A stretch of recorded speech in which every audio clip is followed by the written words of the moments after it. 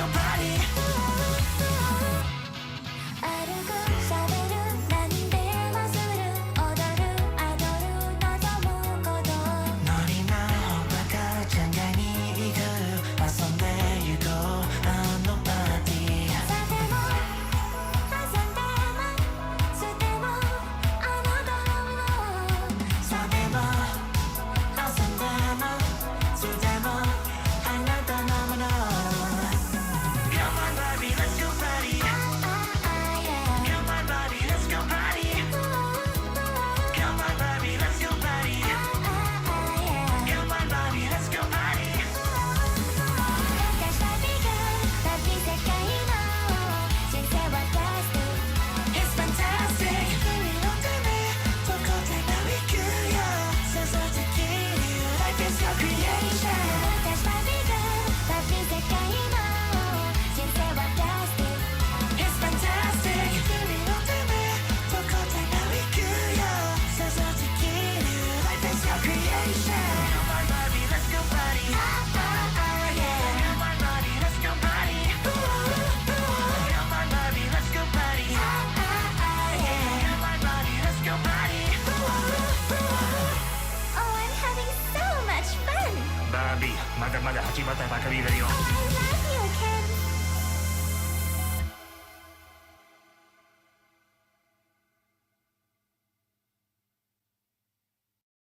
些細な喜びたちを育てていきませんか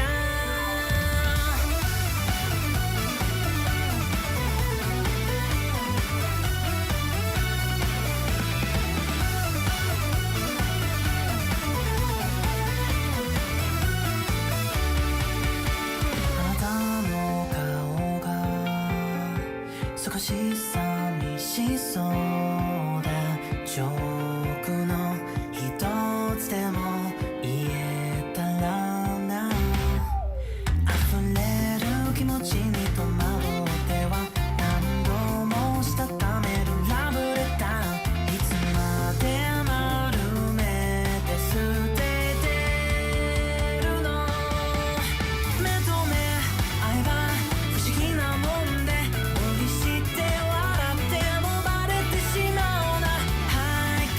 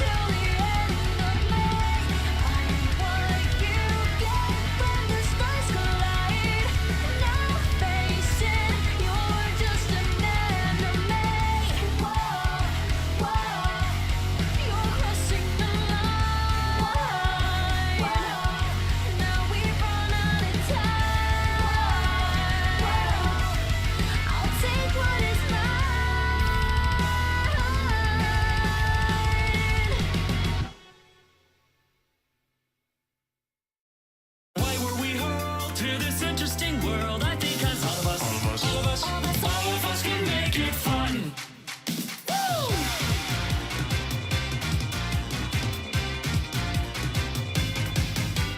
Looks like we were blessed with this wonderful invitation. Whether you're younger or an adult, you are trapped at this school. Everyone is starting at zero in this word dungeon of love. A fresh new world that leads to broken bones and with no rules. My brain is cracking. What is happening? Is this how we finally gonna die? No complaining or even explaining. We just gotta survive.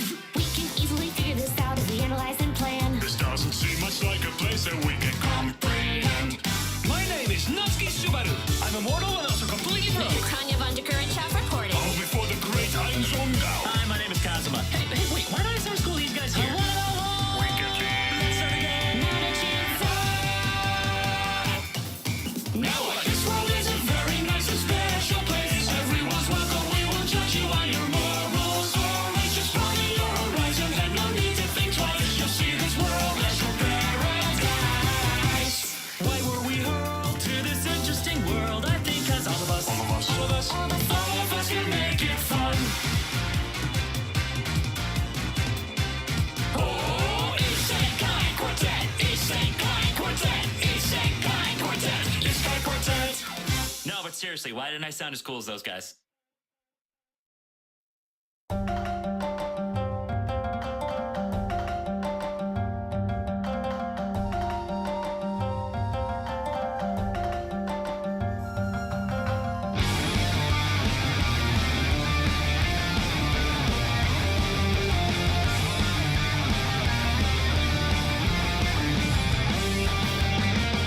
闇を駆け抜けてどこへ向かう月明かりだけがただ一つの道しるべ痛みも悲しみも拭いきれずされどこの胸の炎は消させないたがために僕たちはこの想いを貫いて闇を裂き火の下で光さす日まで解き放たれた心に宿した火を舞い上げまとえ今夜明けの向こう側へ君がいるこの世界もう一度愛せるまで我が命果てよともつなげてゆくよ絆が紡いで生まれた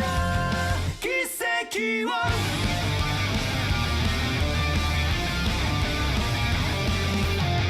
喜怒哀楽夢揺らめいてる写しを互いの席をまた繰り返し振りかざすたがためにつなぎのち交わりもつれる定め蛇の道やまたの罪すべてなき払え解き放て今僕らが起こした火を舞い上げ走れば明日が変わるはず君といるこの世界二度と離さずに君と共に行くまぶたを閉じても思い出すあの日を打ちのめされても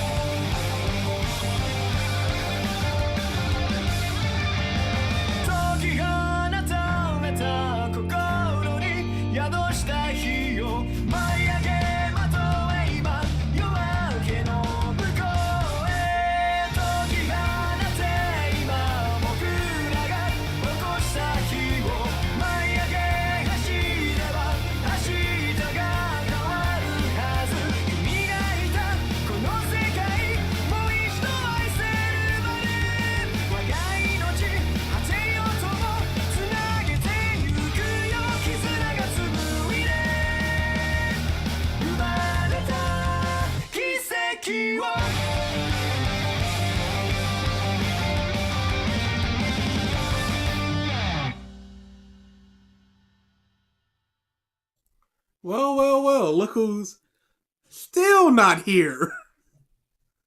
That's the crazy part. And then he comes right now. All right. Hopefully it doesn't get interrupted. It's still a very real possibility. Wind chill is supposed to be like 37 miles per hour. It's supposed to be real bad. This isn't Mark. Why would it be Mark? Oh, but that 5-hour Naruto monster he put out. Ain't got nothing to do with us. Start now, please. We always do what we do. It says a 2 p.m. start time. Just don't be here till 2 p.m. Here early this time. Hey, I hope the weather is better today. It's better, but still not good. It's not snowing at the very least, but it's still very much a... Wind's moving fast. Wind chill is bad. There's a wind chill advisory until tomorrow at about noon, I think. Oh, that's terrible. Can we just work from home, please? No, apparently in my job, it was ruined. That's the way that somebody took advantage of it. And I understand. Okay, one person takes advantage. Reprimand that person. If you've got 100 employees and 99 are cool and one is bad, you don't go, yeah, okay, everyone's... We used to have free Wi-Fi too, but somebody was just downloading stuff and they just went, all right, nobody gets it. And the cafeteria is in the basement, so there's no reception. It's terrible. Zeus himself couldn't stop the stream forever. Nothing could stop the stream forever unless one of us die. DA and BG, I finished the Inner Lobby arc, specifically when the Straw Hats have to say goodbye to the ship. That scene hits hard. Also, can you do a 1 out of 10 or 1 through 10 for Inner Lobby? Did we not do that? Difficult. I definitely don't think so. I think we stopped at Skypea actually. We haven't done... Yeah, we definitely did Skypea. So yeah, next would be Foxy, Water 7, in this lobby. We'll probably separate Foxy from the rest of that. Yep, Giant Skypea was the last one.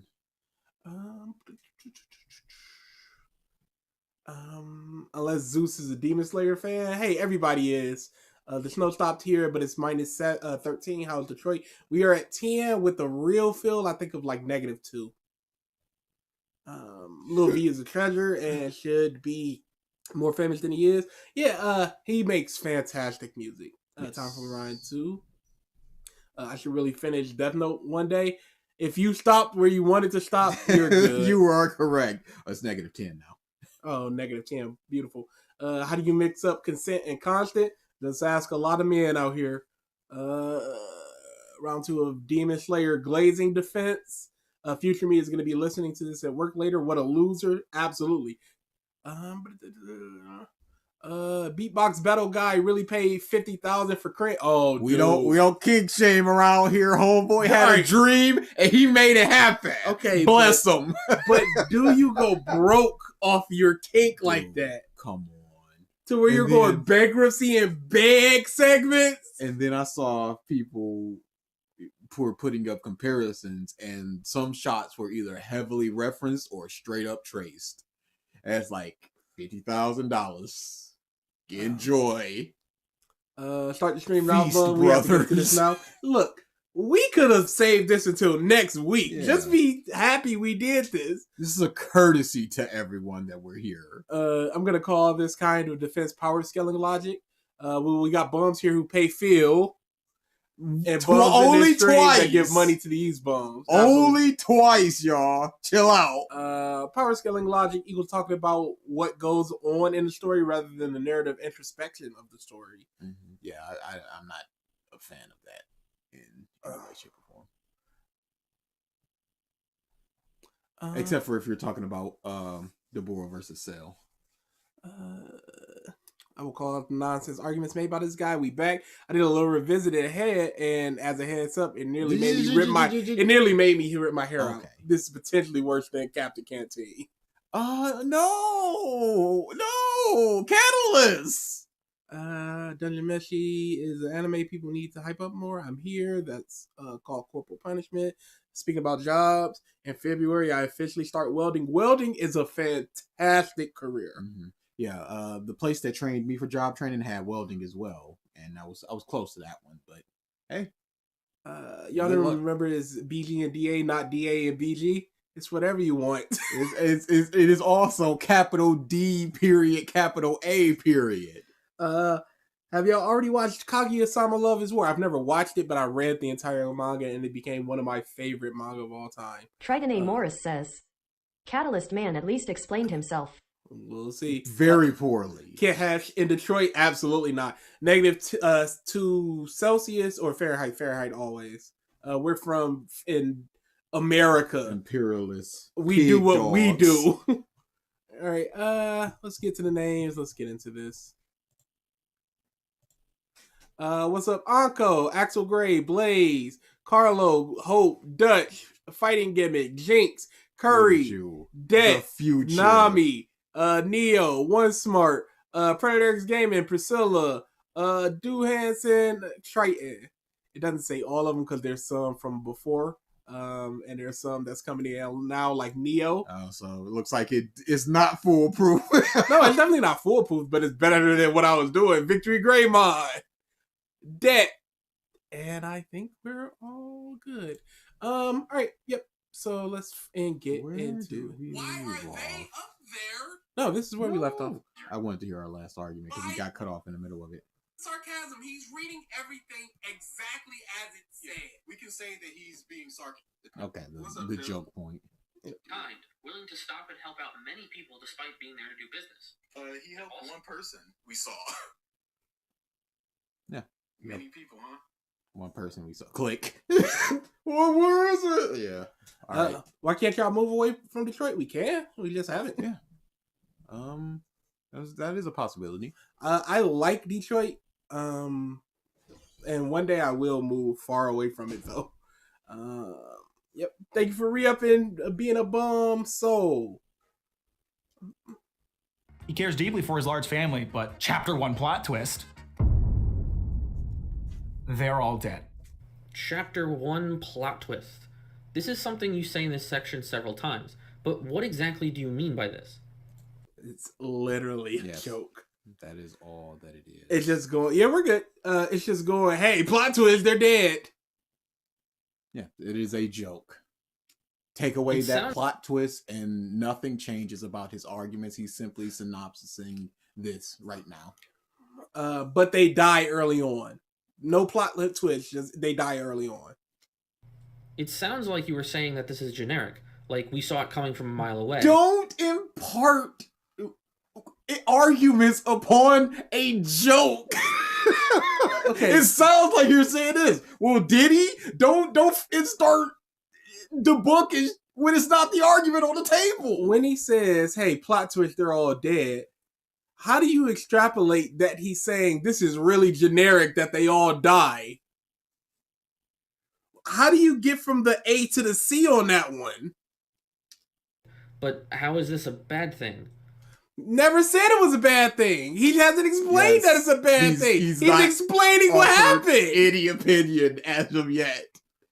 We don't always need massive plot twists and big payoffs. Sometimes playing it by the book is perfectly fine. This is general setup to get the story moving. Does this guy know what a joke or sarcasm is?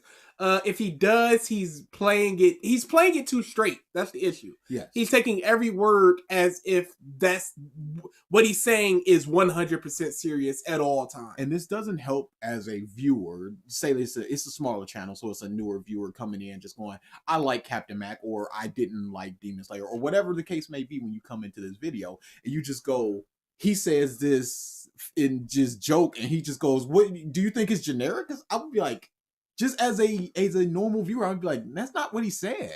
It just seems like he's looking for things to talk about.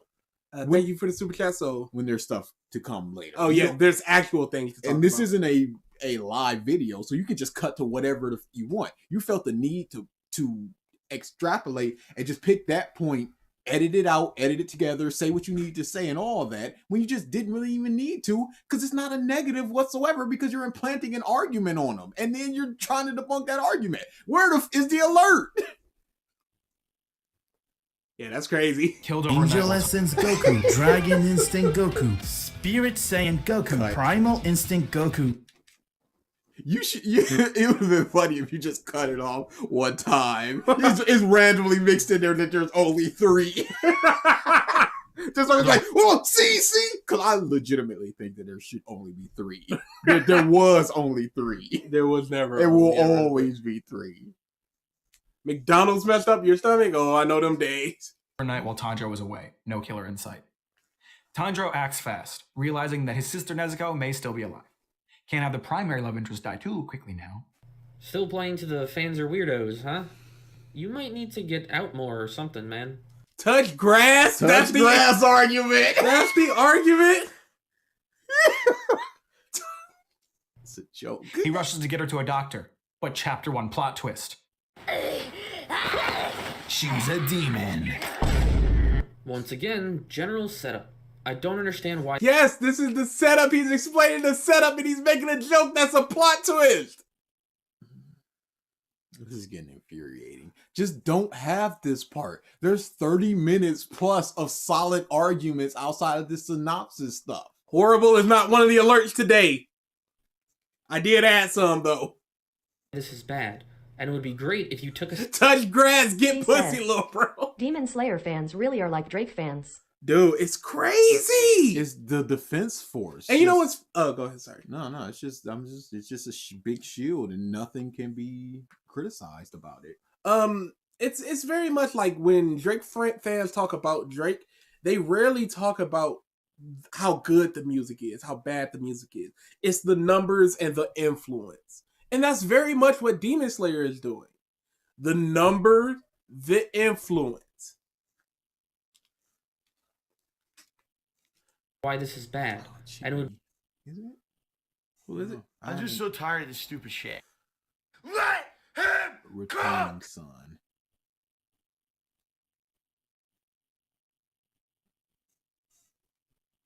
It seems like I have skimmed it a little bit already. It might be on the list already, Victory Greymon. It's not on the list, but I will do a watch later and skim it later.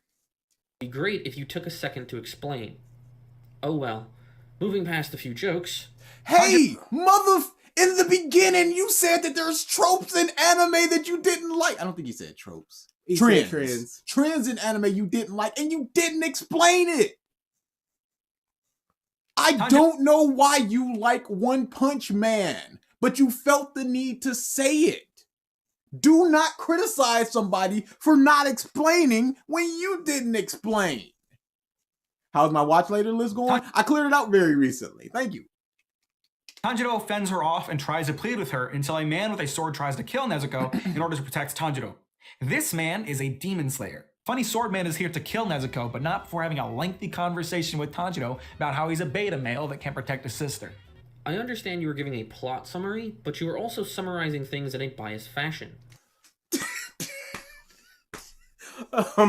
Can't Demon Slayer fans just admit that the series is not good? You can enjoy the series and still admit that it's bad. That's the issue with a lot of people. They believe that they conflate what they like with what has to be good. They can't like a bad thing. They can't dislike a good thing. Both things are possible.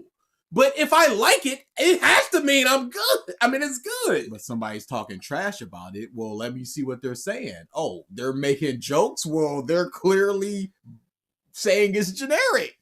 I think the only thing he said that wasn't a pure what happened here was Funny Sword Man. Yeah, this is legitimately pointless.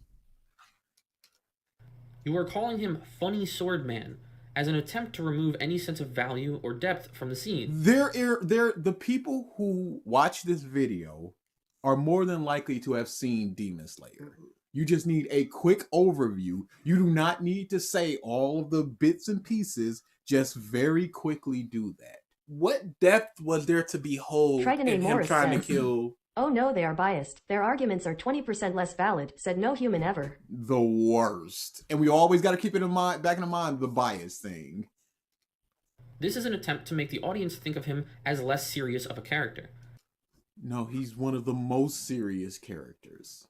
I don't think he mentions Gyutaro the rest of the video. I don't think so either. This is not an argument about him. and he yells at him about how he can't protect his sister or whatever he yelled. It's not, he's not trying to trick people. It's just like gaslight them, just like, you don't believe that this video, I mean, the anime that you saw, you don't believe the things that you saw. No. It feels very much like he keeps extrapolating what Captain Mack's meaning of his words are, as opposed to just listening to the meaning, to listening to the words. Captain Canteen, Trigger Senpai, DNA Digivolve to Zeleros. Oh no. Thank you for the super chat. Yo, this is very bad. This is bad in a different way than Canteen and a Trigger, where you've not presented any arguments, because he has not presented any arguments. And it's bad.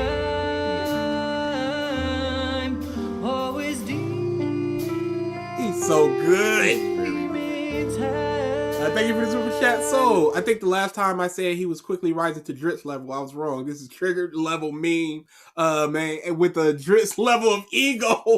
This is the fusion of this is the second fusion in a row. Trigger's the drag down senpai. Thank you for the super chat again. So, Not something that is worth discussing and ignoring the details of this interaction. no, he's about to explain the details of the interaction. And the details of the interaction are also not a point of why Demon Slayer is a bad thing. He's just going over a quick synopsis. Biases are not inherently good or bad. You can have bad biases and good biases. You can have good reasons for your biases and terrible reasons. Absolutely. Even if it's already been decided, even if it's set in stone, I'll smash that future! Hey, Deku, shut up, you But he just seems to... Why did that cut off?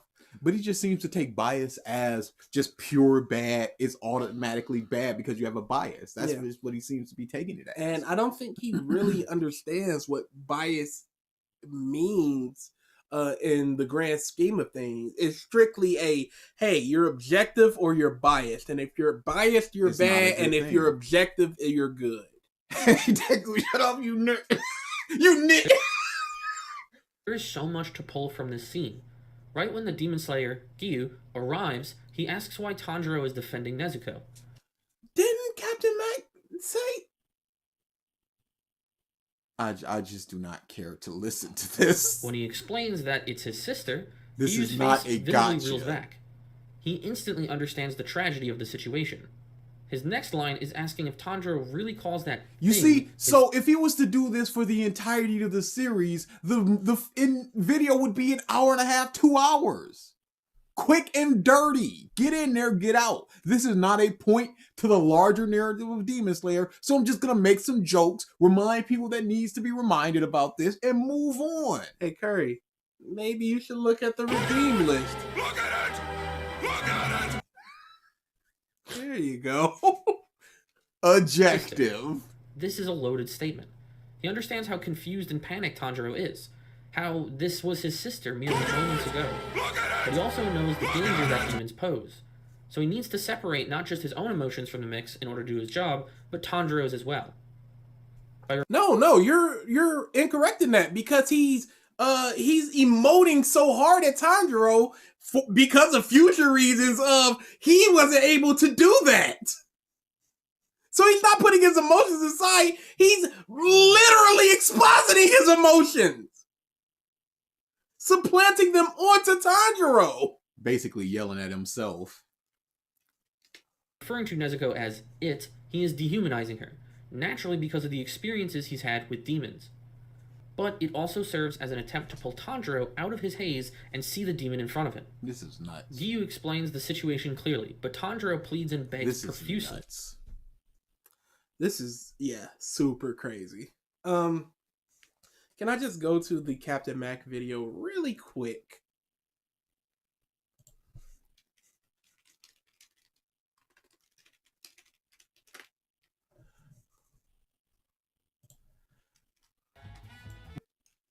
Act by a demon.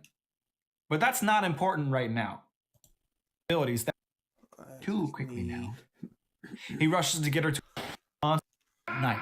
They're all with a sword tries. What's that, you might be asking?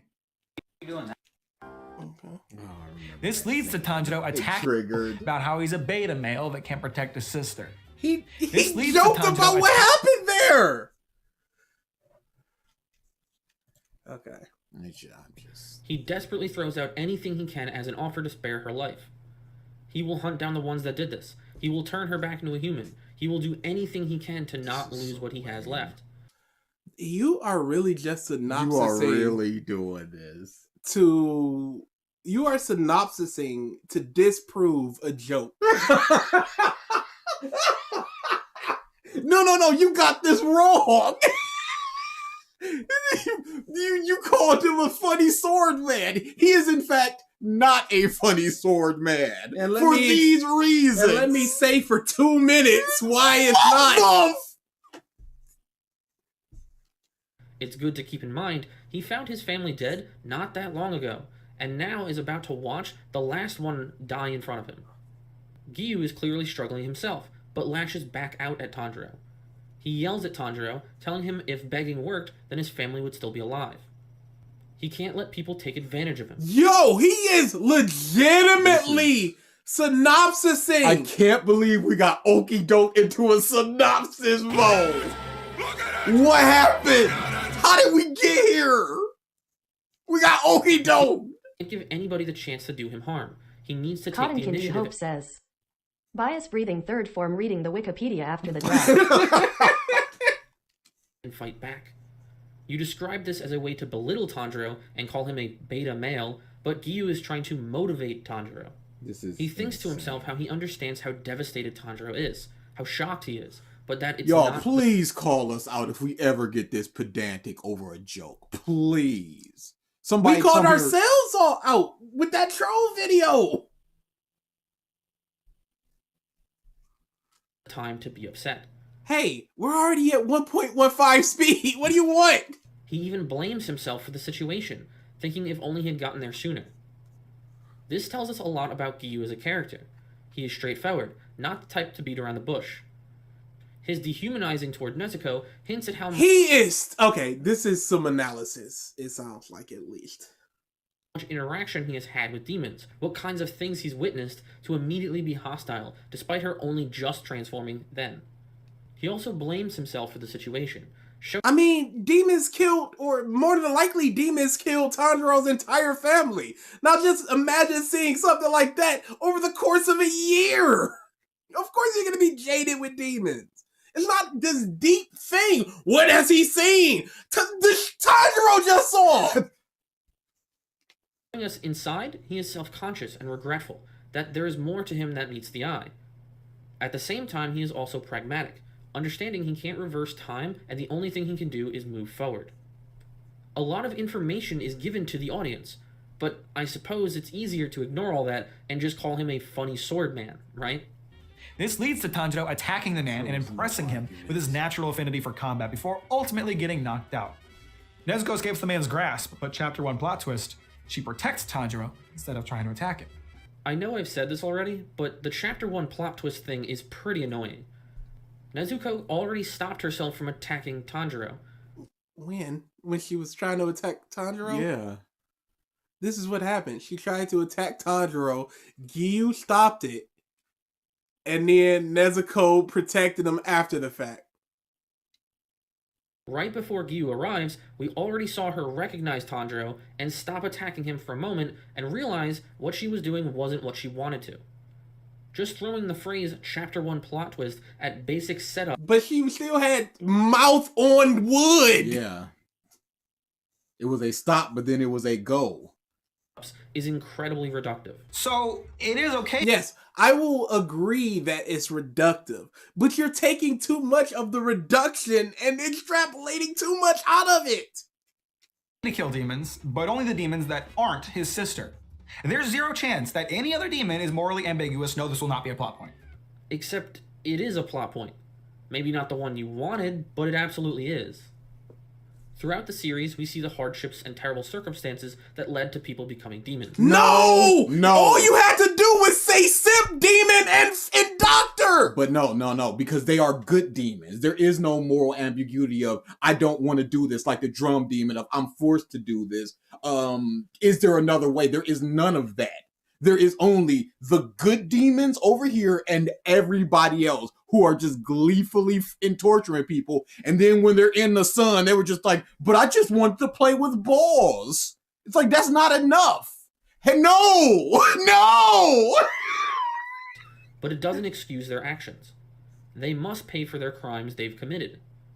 Tanjiro makes a big deal out of this. Dude, that's not the plot point.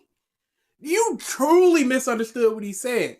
Nezuko is a demon that is not going to attack a human. There can't possibly be other demons out there. No, demons should pay for their crimes. That was your counter to what he said there. Often showing respect to defeated demons, but being firm that they must still atone for their crimes. What exactly is there to be ambiguous about? I don't want to do this. Yes, that is what I will not kill a human. Hey, who goes, hey, I was put into this circumstance? Nobody. Tanjiro smells their sadness as they're dying, and then he just feels just a baseline sad for a thing that is dying. It could be a puppy that he's seeing dying, but it's just this baseline sad because he doesn't know what is going on. He's getting female emotions over a joke legitimately. There is a scene where somebody is turned into a demon right in front of Tanjiro, and he treats him just like Nezuko. He attempts to restrain him rather than kill him outright. That has nothing to do with there has nothing to do with the ambiguity of the demon, because that guy attacked anybody that was around. Nezuko did not attack Tanjiro. That was his point. The only two people that you could say that were demons that didn't attack other people were the Doctor and Simp Demon. And that's where you should have went if you understood what the f he was talking about. I'm on your ass, bitch. I'm on your ass. He attempts to prevent the man from killing anybody so he can be helped, as it's directly correlated to their actions, not them being a demon. Okay, to be helped, but why? Why did he do that in that moment? This is a demon. He has no reason to believe that there's a way to turn them back. So what is his plan there? What is the restraint there when these demons can kick moths' heads off? There is none. So why didn't he kill that demon? Nezuko is clearly a unique case, not something anybody has seen prior. Oh, and that's not going to be a plot point with any other demon, which is what he said? The only reason she's given any kind of special treatment is the fact she has not killed anybody. This is emphasized at the Hashira meeting. Hey, and then she attacks a human and all is still forgiven with her. Mm-hmm. He hungers for host says, should we start calling this logical fallacies instead of logical fallacies? Oh my goodness. Where everybody is shocked at Tanjiro traveling with a demon and believe they should just be killed. Wait, why do demons turn evil? This is the point in the comments that somebody said they don't lose their memories. They must just be inherently evil, and Nezuko's just the good one. And Simp Demon and Lady Tamayo just went, no, I don't want to do this because something. Is only on their leader's word and them directly seeing Nezuko deny human blood that they back off. This is all pretty straightforward.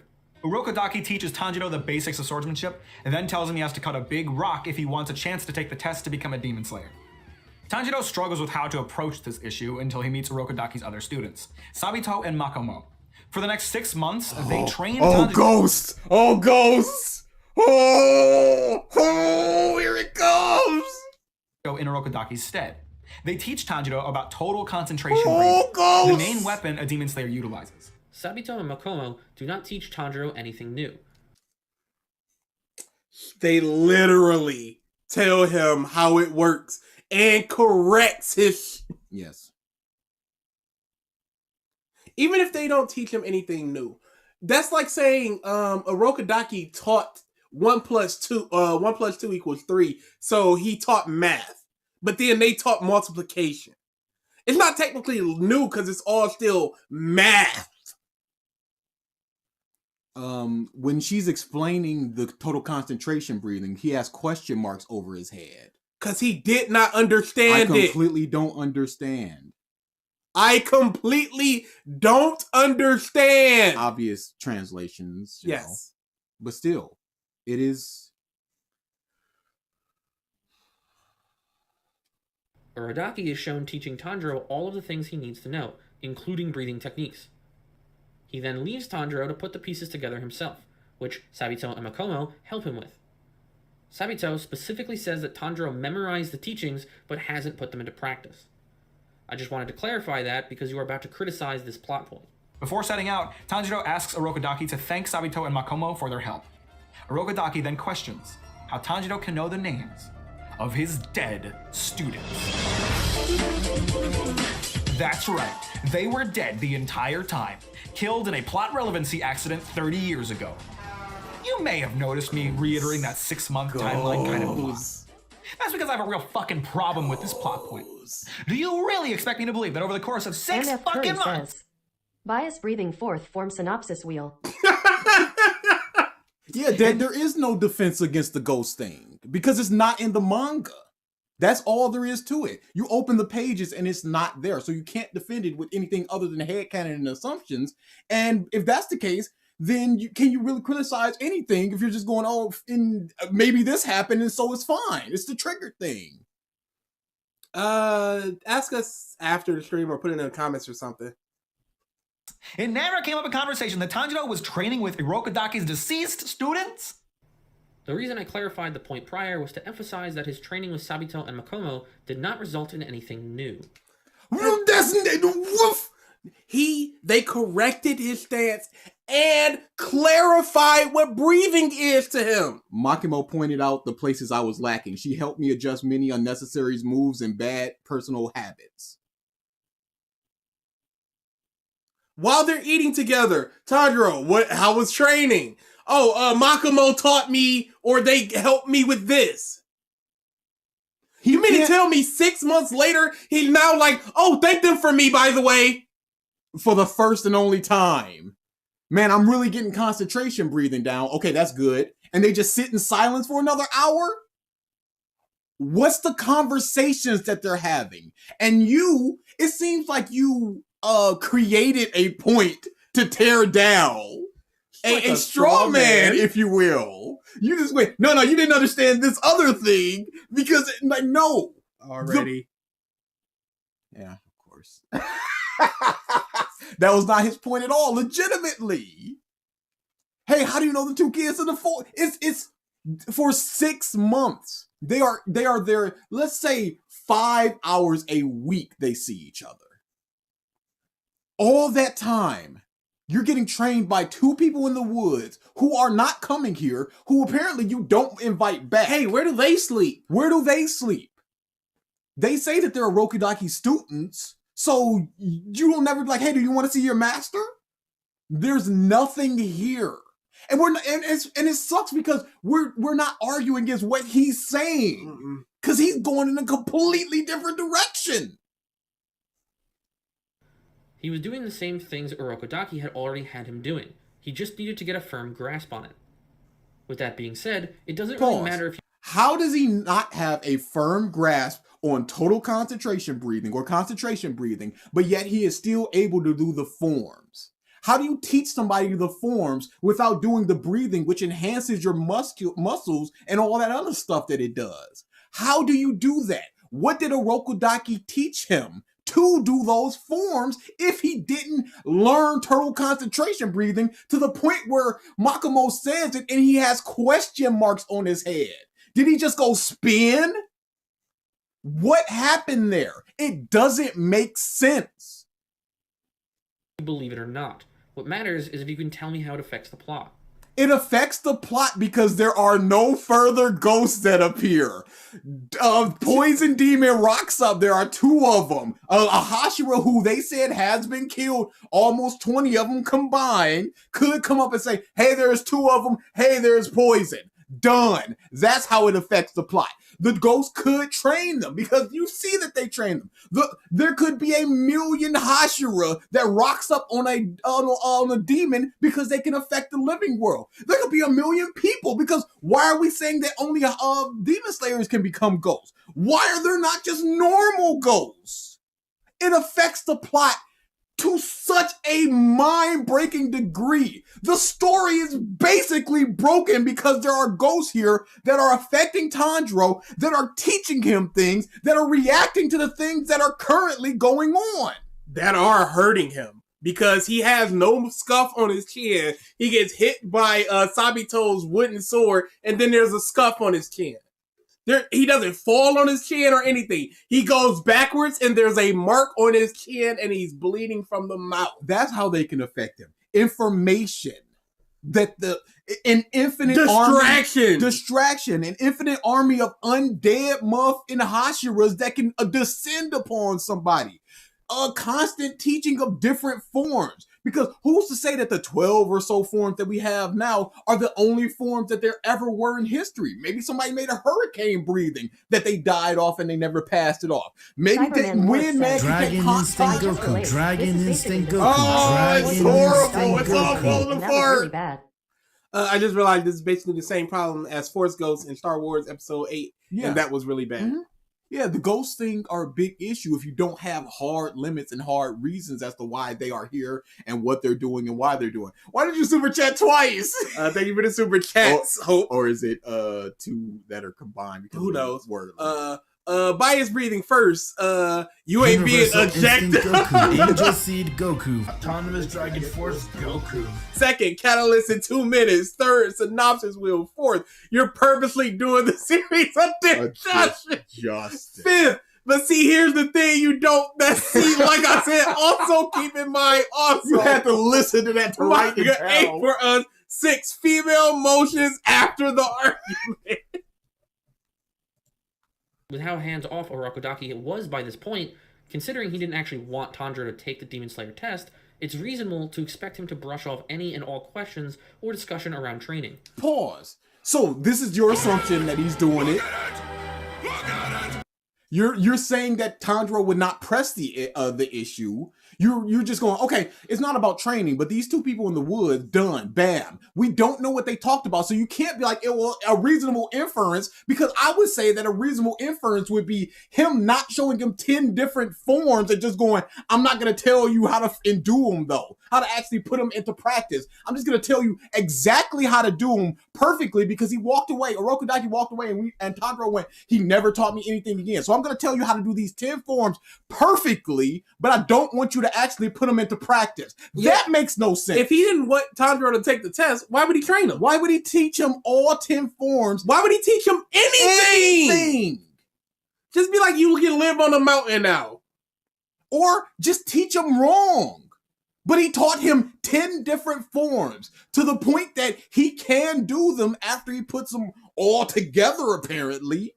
So he's hands-on enough to train them, because this training was, let's not forget, 2 years. Orokodaki trained him for a year. Year and a half. I thought he trained him for a year. Tanjiro tried to cut it in half for 6 months, and then the students taught him for 6 months. Am I mistaken? I think the 6 months were the same for the students and the trying to cut it. Mm-hmm. I don't think he tried to cut it maybe he tried to cut it for 3 months. All I know is 2 years of training. I think. Yeah, I don't know if it was a year of training with Orokodaki, 6 months of him trying and failing, and 6 months of the students, or a year and a half of Orokodaki and 6 months of the students. I don't remember, but whatever the case may be, he trained them for all that time. He's using at least a year. His time. Tanjiro fails, and then what? Yeah, let's say he doesn't get it. Let's say he can't learn the breathing. Let's say he can't learn the form. Let's say he can't cut the rock. What does Orokodaki do after that? What does Tanjiro do after that? And you can't say that Orokodaki taught him everything possible, because he did not give them tools to put it together. Because Makimo taught him a lot of his personal faults and cleaned them out there. And stuff that he was lacking. So Orokodaki... Hope says, hallucinations. Oh my god, that is so cap. It is cap. But Orokodaki taught him to such a degree that he taught him all the forms, and let's say he gave him general knowledge about the breathing, but he didn't allow him to put it together. So he wants him to be, he wants to at least be like, hey, look, I tried. Look, he's doing the water wheel, but he just couldn't put it together because he sucks. What is the plan here? It makes no sense. He wanted Tanjiro to do it himself. But it doesn't really matter. Pause. He wanted Tanjiro to do it himself. Where do you get that information from? Yes, where are you getting that from? If he doesn't really want him to do it, why would he want him to do it himself? Yeah. Why wouldn't he just not want him to do it? The breathing style is what confusing me most. Yeah, it just makes no sense. And I can't wait till we get to that part as well, because that's coming up soon, hopefully. It really doesn't matter. Yeah, I guess that's just what it is. If Tanjiro told him, I don't see how it would substantially change anything. Yes, it would, because then we have to confront the thing about he's got to go out there and just like, I got to see these students. He go out there and goes like, you're in ghosts. And then we have a conversation about how they're ghosts and what they can and cannot do. If we get that, because he would want to see his students to at least apologize to them or something, because he cares enough to keep their mask around or similar masks that he puts out there and just go, he's sympathetic enough to be like, all of my students wear these things. So he would want to see his dead students, and then we have a conversation about ghosts.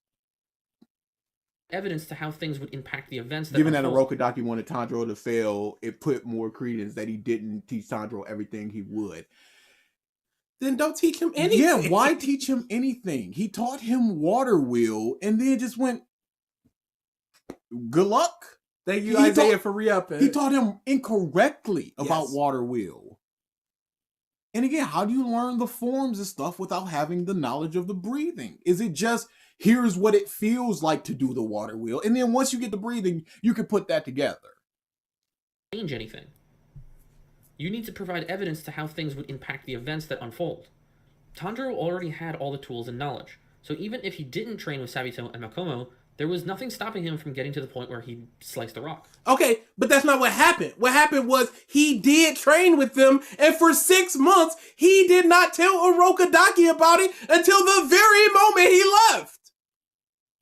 How do you not see this as a problem that two people are sitting down for dinner every day? Tanjiro's training with his students. He never sees them outside of that rock area, and he has no questions about them. He has no interest of bringing them up, because if he had no inclination to bring them up, he wouldn't bring them up at the end. Bias breathing 7th form. It's just a guy swinging his sword. It's just a guy swinging his sword. He trained by himself for 6 months. Okay. And then 6 months with the students. There we go. So during those 6 months, I continued practicing the things I learned from Orokodaki every day. Jotting down basic things like holding my breath and flexibility training in my notebook helped a lot. Even though after a year and a half, half a year, I still wasn't able to hack apart the rock. I was getting anxious. Not enough. My training is not enough. If I don't work harder, work even harder. So, what says that he would be able to do that? This is just your assumption that he was. He had 6 months and he was not able to do anything. So now you just go, and wasn't it like at the very last day that he did that? Mm-hmm. So, with help on the very last day, he was able to do it. Maybe, because I don't know if it was actually the very last day.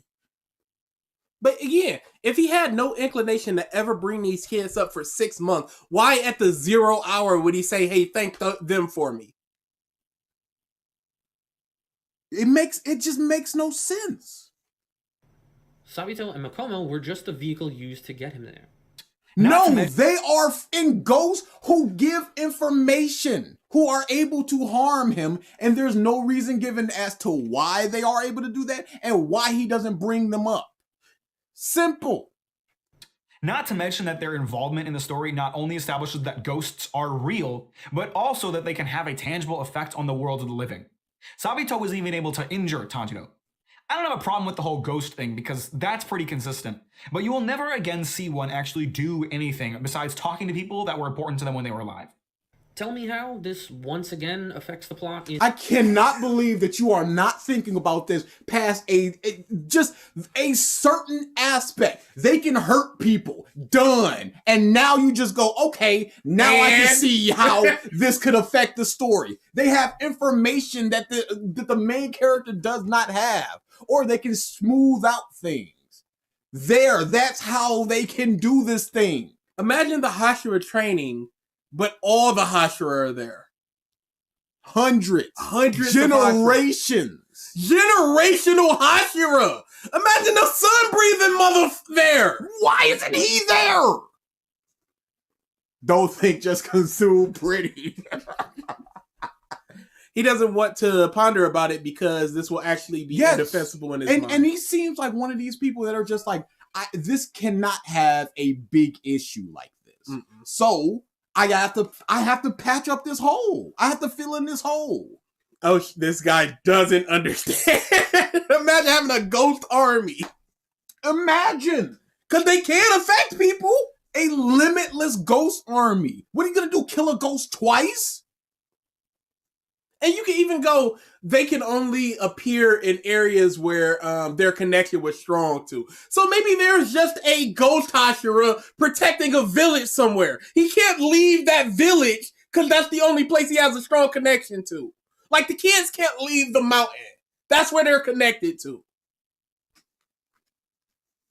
In any way? This isn't fucking Force Ghosts from Star Wars that can show up on a whim and summon literal bolts of lightning whenever they want. No, but they can summon a sword and hit Tanjiro with it! Homeboy, what are the rules of the ghosts in this universe? If they can't do that, that means that there are things that they can do. And with the story, tell us why they can't summon bolts of lightning down. Why can't Sabito do breathing as a ghost? Why didn't Zenitsu's master come up to him when he died and just went, look, this isn't your fault, but I just did what I had to do? It's exactly like Force Ghosts, but you can't, hey, that thing bad, and this thing not bad. One literally hit Tanjiro.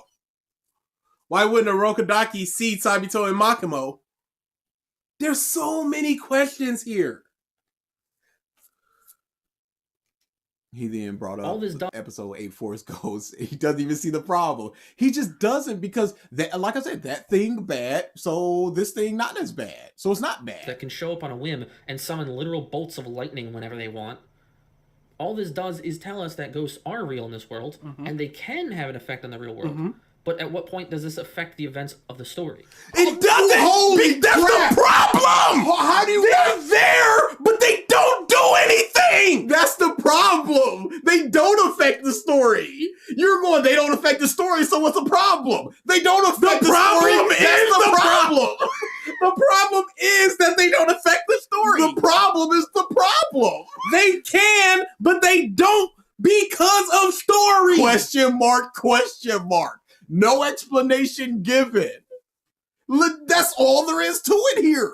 How do you not think about this? Just seconds of thought just takes you down one line. Just the next thought process of, hey, what if they were to fight the hand demon? Huh. They could get their own revenge. Oh, wait. Could they fight any demon? And then you just go, okay, so it's broken. We're done here. That's the problem, though. The ghosts just rock up and peace out. Hope says.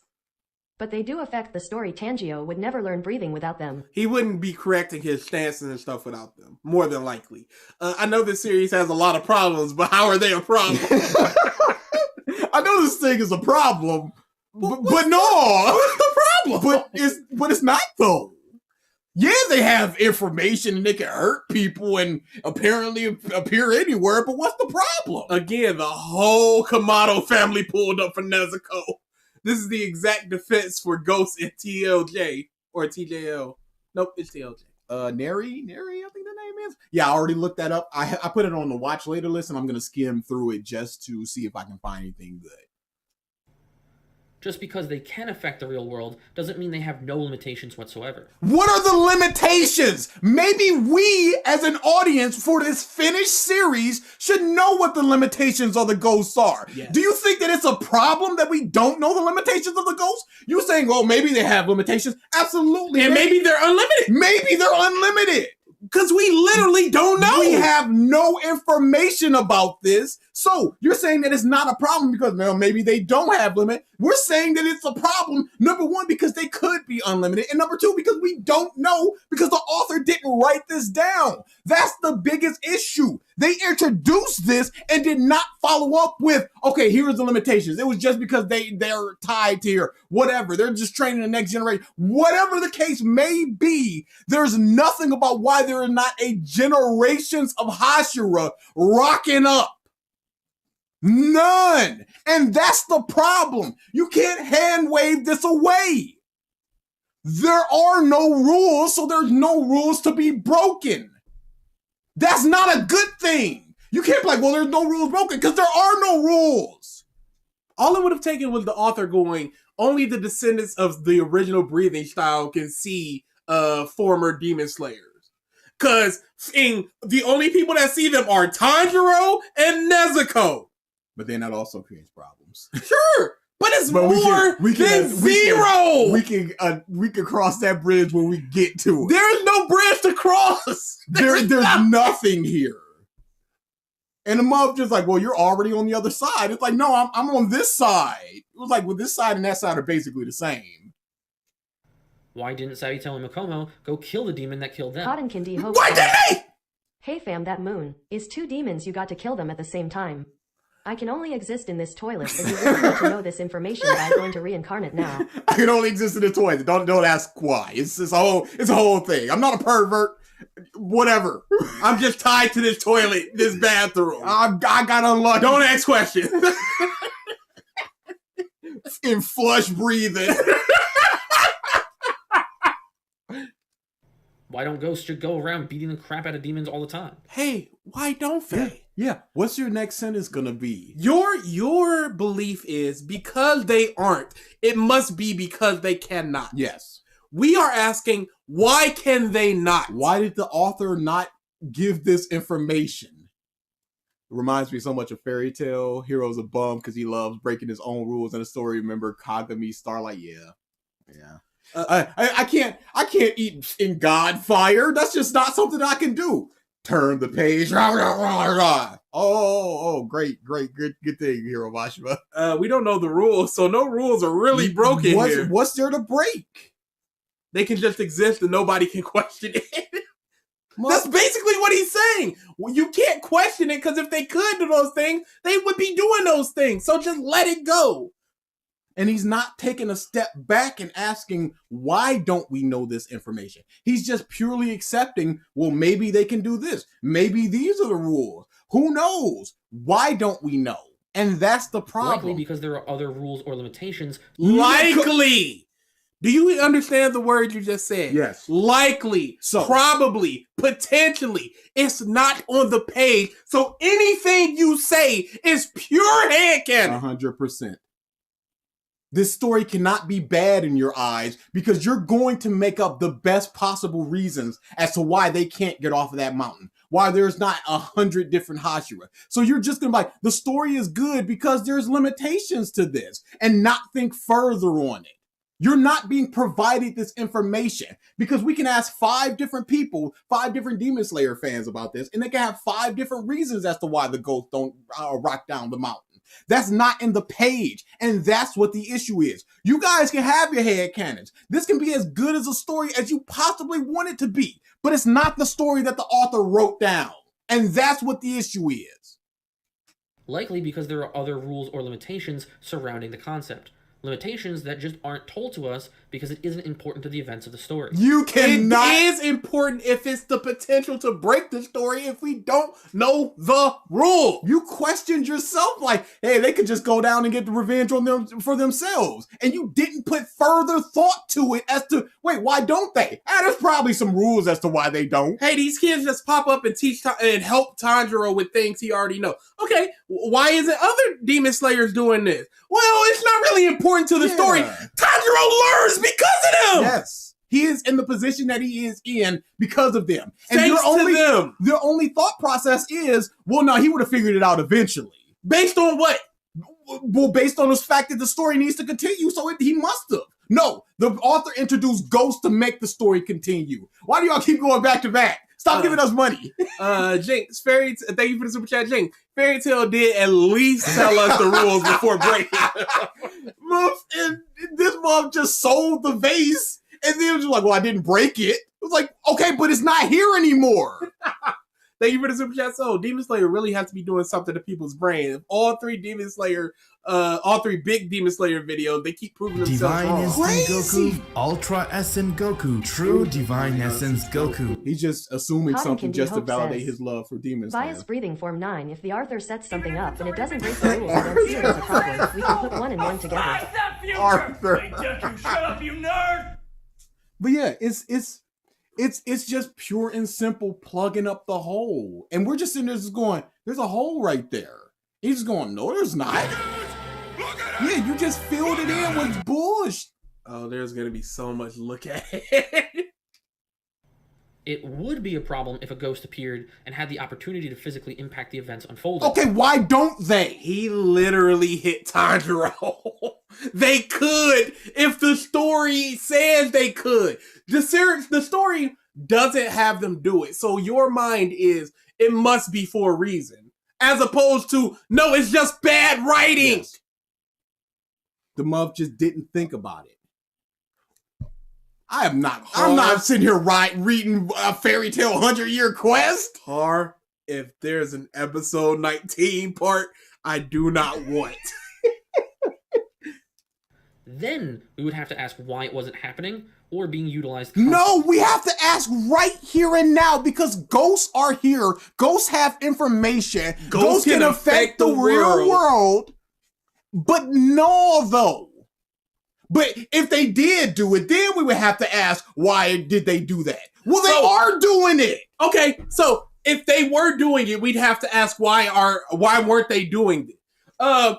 So if they're not doing it, why aren't we asking why aren't they doing it?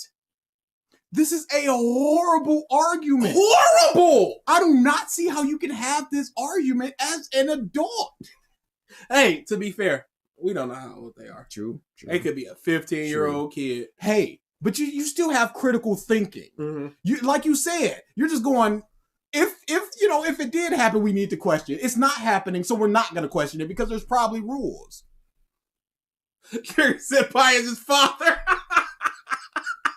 Hey, it's okay to like a bad theory. Just don't pretend it's good by excusing by excusing its lack of explanations. And it seems like this is what it is. You're discrediting him by just going, no, he's not just a funny sword, man. He has all of this deep stuff and all blah, blah, blah. And then once you get to something substantive like Ghost, you just go, well, there's probably rules. So if the author said ghosts exist and then makes ghosts unexist, what's the problem? The new rule changed the whole ghost shattered the entire story. It's shattered. Some adults don't don't develop that cerebral cortex. Look at Triggered. Triggered is a special case. We don't talk about Triggered when we try to make examples about people, just like we don't talk about DSP. These are the top of the mountain people. These are our Ricardos. Hey, I gotta pull it down a little bit. I was just watching our tier list for creators literally last night. It's so f***ing good. What'd you miss? A lot. Let's talk about that total concentration breathing from before. So Yes, this is the primary power system in Demon Slayer. Ruiner. You would think from the description that there is only one special way of breathing to strengthen a Demon Slayer, but no. There are, in fact, many different ways to breathe. They're breathing, everybody. I just want to make that clear. You say that. What could the argument be? Because he hasn't even presented what it is. You're downplaying it. Reductive. Athletes breathe a certain way. There are different ways to breathe, and therefore, fire. Here's the difference here's something funny. Because I'm just like, hey, listen to the entire point. And I realize we don't. But this is an edited video he's already watched and can put any point he wants into it. He knows when the argument ends. He knows the full argument to begin with, and he's still doing it too early. Don't ask questions, just consume product and then get excited for next product. I should make that an alert. Yeah, that'd be a longer one. Oh, yeah, no, that'd be a 200 one. What if the ghosts are only in the forest? I would like that if they just explained it. That'd be fine. Yes, but if they just said they're tied to the forest in Orokodaki, so they can't leave. They are only tied to Hashira and the location that is important to a Hashira. So if Hashira are always moving around, they can't really see the ghosts or have ghosts appear because it's not a location they're tied to. Sure. We can just be like, well, that just doesn't make a whole lot of sense. But there's nothing that we can really fight against with that. You say this like it's different from any other made-up fantasy power. Other things. I forgot the go-to. The woo-wop of Nobody's other listening things. to you, you cuck! Yeah, I found that finally. Did you find Baby? I'm Of on course, your it's right ass, there. bitch! I'm on your ass! As a matter of fact. Explain yourself, you baby! Not one of my prouder moments. Oh! Stop! Tell me what's so wrong about it instead of just being reductive. He is about to explain what's wrong. In fact, he already explained about it, which is like you would think there's only one form or one way to breathe, but no, there's many different ways to breathe. Oh, also, we've now stopped the summary of the story to randomly talk about the story's power system. MF Curry says, bias breathing 7th form, What? but other series though. But the power system is part of the writing of the story. It's the power system. So you need to talk about it when you're doing synopsis. He learns breathing. What is breathing? Breathing is this. And then you go into explaining what breathing is. Again, this nitpicking about just this is the synopsis section. You can't have anything other than the synopsis. Shut up. It's a bit awkward considering the summary barely covered anything. This means that when he attacks, it appears as though water is rushing out of his sword. But don't be fooled. As far as I can tell, this is just visual flair for us as the audience to enjoy. In reality, he's just swinging his sword around. There's no actual water.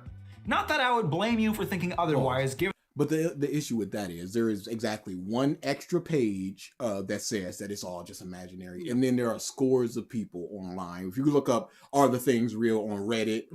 It's still Twitter questions. and stuff there's questions. Because it's not explained in the TV show or the manga proper. It's just some side part. So yeah, you can be excused for not truly understanding. Absolutely. When you have to find that one piece of information. And there's 50 questions out there from 50 different people just going, is it real? Yes, it's real because of this. No, it's not real because of this. In Rengoku, scorch marks on the ground, whatever, blah, blah, blah. And you just have to figure it out. That it is never explained or even alluded to.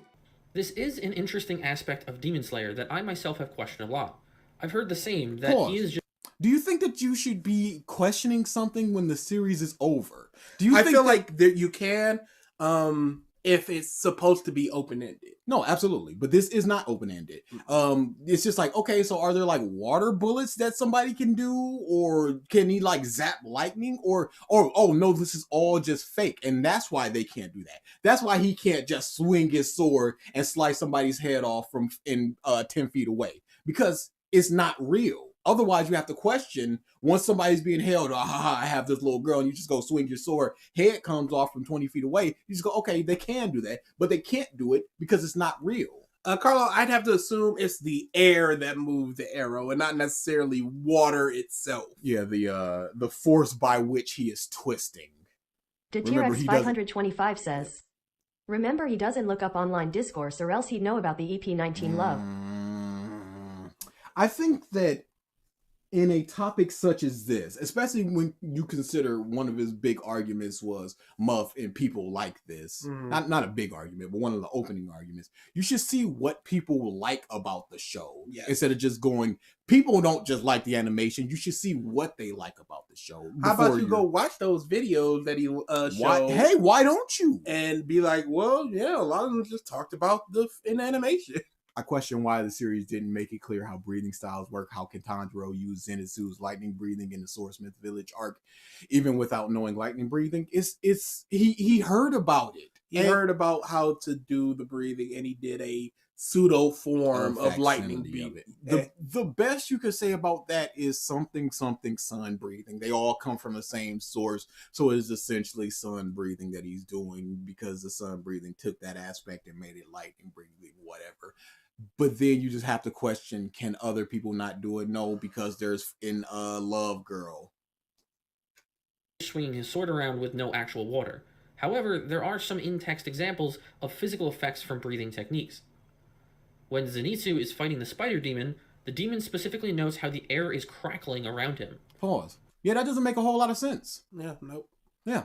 So, even Tanjiro said that sounded like thunder. I don't know if that was an anime only thing. But the mangaka says that this is not real, but yet puts in things that are just like, yeah, there's lightning sounds. The air's crackling. Yeah, the arrows swirl around him? Question mark. Also, when Tanjiro beheads the mother spider demon, she notes how peaceful and serene the feeling was. I think it's an interesting topic to discuss, as I believe both sides have merits to their arguments. I don't think the that mangaka alone. Why don't you show the evidence then? The mangaka said it is not real. There's no arguments. The only arguments could be, but why did you pretend like it's real by doing the crackling and stuff like that? And this month is talking about the fifth form month in blessed rain after a drought. In drought. No, you can't. We like do how not serene stand it feels. a thing. We do not stand or nor defend blessed rain after a drought. What does that on have the to do street. with water? I guess you could just be like, water is just peaceful, sort of flowing, whatever the case may But be. it can also be a rapid. Yeah, absolutely. It would have been nice to get something a bit more definitive, though. I'll give you. The author literally said It's definitive, yes. that it is not real. Yes, that is the definitive. Oh, didn't read the manga. Didn't read no the discourse. So he's No just watching and discourse. clapping and just going, "Hey, beast!" Whatever Why that can't- means. Give clear indicators of plot information when you can just not. Answering important questions is just so much work. I won't give you this, though. Yet again, you're going to have to explain how this affects the events of the story.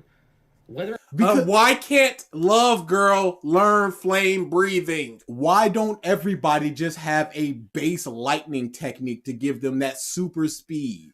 Why can't you learn multiple breathing styles and switch between them? Because Tanjiro does. This does affect the story. Because imagine if a demon was far away and you needed to get to them quickly.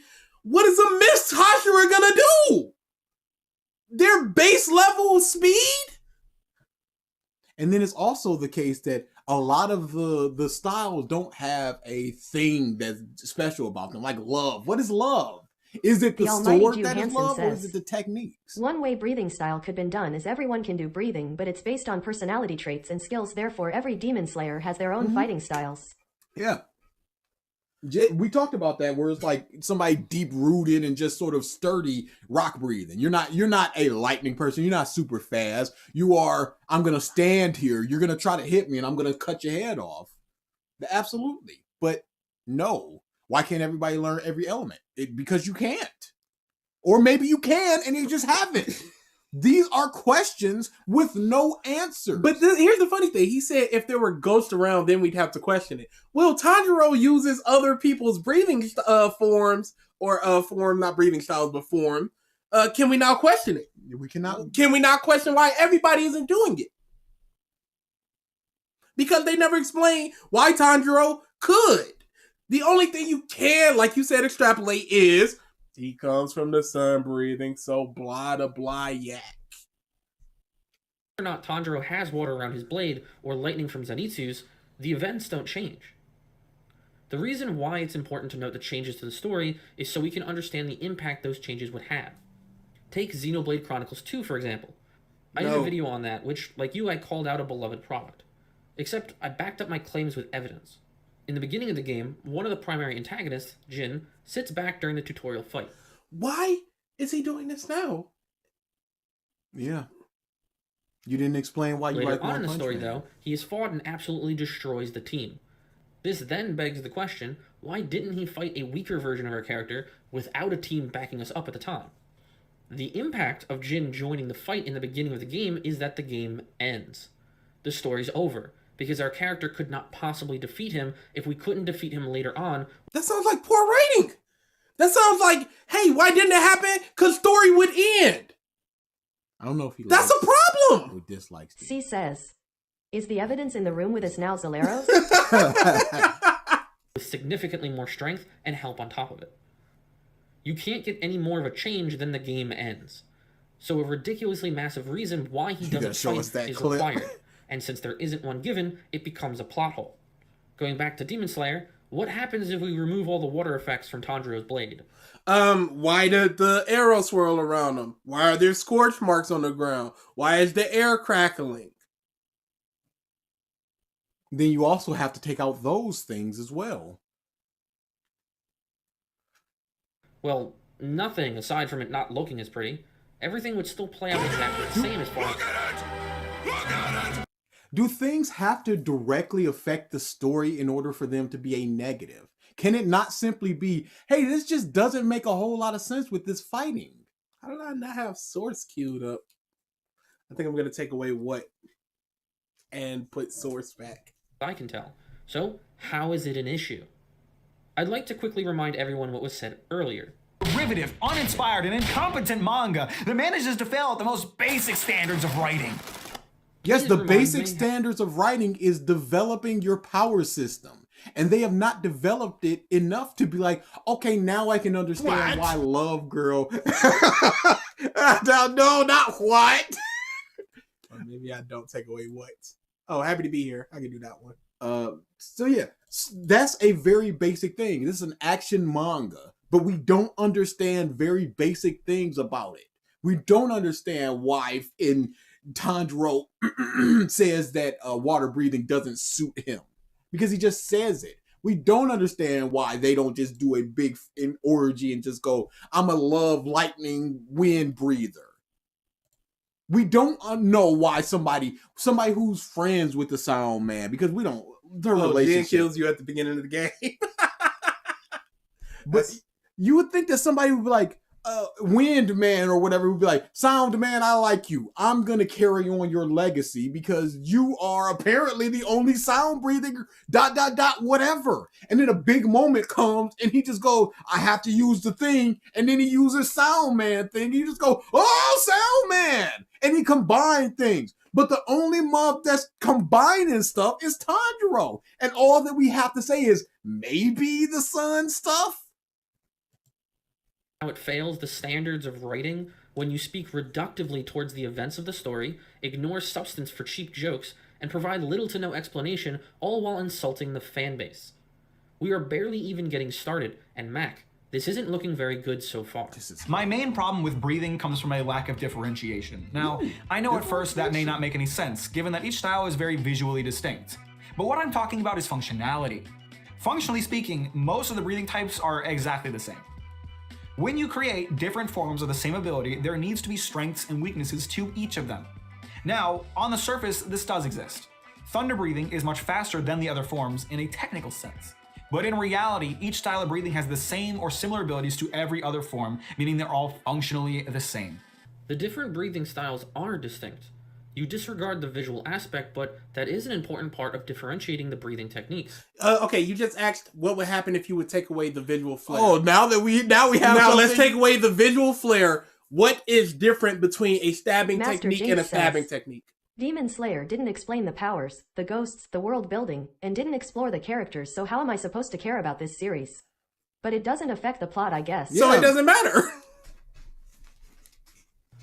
Not the flashy visuals like the water we just talked about, but rather their movements and approach to combat. During the train arc, after the train derails... Okay, are you going to play him saying, hey, here's a bunch of multi-slashing techniques? Because that's literally what happens next. Rengoku tells Tanjiro to focus on his wound with a general concentration breathing to stop the bleeding. And then he dies! And this is the first time that this has been introduced. Earlier, it was just like, I have to slow my breathing to stop the poison. It's like, oh, I guess we can do that. So this is, again, another basic writing thing of, we should know that he can heal by breathing, but we don't know until this very moment. So all those other times where they got hurt, you can just go, oh, he can breathe and then heal, but he didn't. because this was only introduced here and now. And he's also talking about the actual sword slashing stuff and not the breathing stuff. What point is he going up against? Thank you for the super chat. So Rengoku blocked the attack with his fire. If the mangaka says it's not real, then the right hand doesn't know what the left hand is doing. Zeleros. Hey, whatever. Pretty, wasn't it? They're not thinking about one step past Ghost, so they're not thinking about fire stuff. It demonstrates their ability to focus their techniques to specific parts of the body. The different breathing techniques. He goes, the breathing forms are all functionally the same. And you go, yeah, but they can heal. They can all heal. They're all functionally the same, This then, aren't they? is not arguing against his point. Do power up the body, but put focus into different areas to produce different results. Thunder breathing isn't inherently faster just by using it, as seen in the For fight. all, full cowling, Detroit Smash!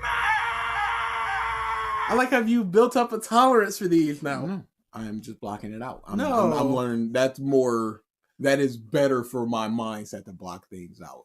Just remember, Tengen literally stopped his heart when he got poisoned from breathing. How? It doesn't matter. It looked pretty. Yeah, you can just say that you can do that. You know what? I think that was ninja stuff more than, hey, what about ninjas? I guess we're just not explaining ninja stuff. It was just ninja stuff. Man thinks he's cooking. Zenitsu is not faster than Tengen despite using thunder breathing. Rather, Is he not? Is he faster in his big spurt of light thunder breathing, bam? Or is it that Tengen is overall faster, but he's faster only in it's a marathon versus a sprint? Yes. We don't know. It's a 400-yard dash versus a 100-yard dash. Where's your evidence that he's not faster? Yeah, where is your evidence that he's not faster? Let's focus onto the legs. He specifically dashes forward for a quick draw attack. And even when he uses his 6 to 8 fold versions, it's still a series of direct slashes. Pause. But surely, wouldn't his breathing would also have to go into his hands because he needs to quick draw that fast? Yeah, against the wind resistance and all of that. Yeah, so he would also need to do that because if you just going at the speed of light, you also have to have that perception of the speed of light. You can't, or unless you're just like, oh, I'm just gonna go forward and just slash whenever no, it has to be a precision thing. So he has to also put it into his arms in order to do it as fast as his legs are traveling. Otherwise, he would zip past them and then do the slash, and then it wouldn't do anything. I think it's a centrifugal force where if you're going so fast, all you can do is go forward. You can't like move. It's like if you were in a hurricane, the wind is pushing against you, so you can't just like move freely around in it. So it would have to have some part of the body, like shoulders and hips and all of this, to be able to do that type of stuff. Ninja was just a backdrop for the plot. Yeah, Ninja also creates problems, but you know, we'll tackle the one ninja. Why are there demons? Yeah, Slayers and ninjas. He was bouncing around. What? Cotton Candy Where are the says, samurai? Is the samurai so does period snake breathing over? focus your air to your snake? Does love focus your air on you, not snake parts? What part of the body is No, the poison organ? Because this is the one that you can explain, so you're going to explain it. Where does water breather focus? I don't know, but he can address this. You know why? Because it was explained in the story when Zenitsu explained it. So he can talk about this. All the other stuff, assumptions. I guess love might be hard to move or muscle. Whatever. Say it's quite distinct. Yes, he mentioned this is the one that he said was distinct. He said besides lightning breathing. And you're going, lightning breathing, and they're all distinct. And the rest. No, they're not all. They're not very distinct, except lightning breathing moves faster. No, they're all distinct. For example, lightning breathing moves faster. What do we? Don't worry, all the ninjas are dead, I guess. Where the samurai in a webtoon I read, the power system also has a breathing style too. The characters have one that was taught to them, but they can learn more than one. Okay, that in maybe Demon Slayer. We might be able to finish this part today. We started at 7 minutes, and we've done about 16. But it was also a large chunk of him explaining the synopsis part. That's fair. But it was Power also of their a body big will point also of define their Ghost. combat style. During that fight with Gyutaro, Tanjiro specifically states the fighting style of water breathing is meant to be fluid, focusing on deflection and redirection. Is that what Water Wheel does? Yeah, he has flowing dance, which just cuts off your head. He has Big Dragon, which is just a slice. He has one that's just steps. Water Wheel is... How does Falling Basin deflect and defend? Whirlpool, best used underwater. What is the deflect and defend there? It's kind of like the mangaka is just saying things and not properly showcasing. The best that you have is the arrow. Yeah, what does Blessed Rain defend? Chris the or Chilled deflect? says, Slayers are just Ronins in the government eyes. The government don't believe them. Well, Ronin, that makes sense. But I feel like they would allow Ronins to at least wander around. Sound breathing is different. How? He's not going to explain it because he can't. Meanwhile, if we look at Rengoku's fighting style against Akaza, he is the opposite. His stances are extremely firm. Even when he's mortally wounded, his stance is unwavering. Pause. You've not showcased that Tanjiro's isn't. Nope. You just said that water breathing is supposed to be this. If Tanjiro was in this situation, would he back up? Or would he continue to fight? Would Inosuke? You can't just say it's firm. How is that fire firm rooted? What? You're just you're doing a wiki description of what the breathing styles are, but not properly showcasing it. Because like I said, flowing dance, there is no deflection or defense there. You are moving in to attack. Blessed Rain after a drought. There is no deflection or defense. It is cutting somebody's head off. There's one that is just stabbing. What are you talking about? It speaks to Rengoku's dedication, but also But that speaks to Rengoku's dedication. All right, but also to the fighting style and its distinct nature to something like water breathing. Again, what's the difference? Would Tanjiro back up? Would a water fighter back up? Would they have to back up? Would they have to be on the back foot? Because against Rui, it looked like he was just kind of moving forward a lot. Yeah.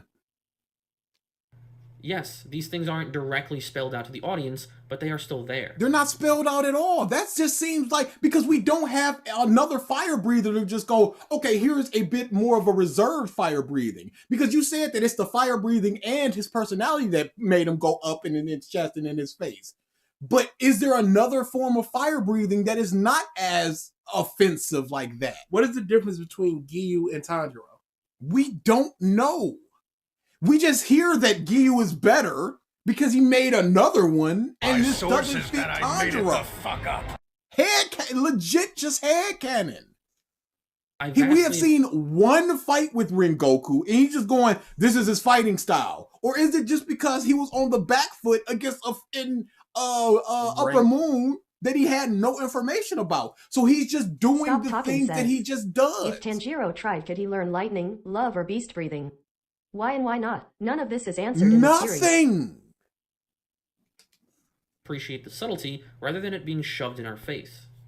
There's never a moment in this series where Tanjiro is at a disadvantage because he's a water breather. There's never a moment where two characters trade opponents in order to get a better matchup. It's completely meaningless flash Why do they with need no to? substance. You are right. There isn't a moment that puts Tanjiro at a specific disadvantage for using water breathing. But why does there need to be? Because they're not different now.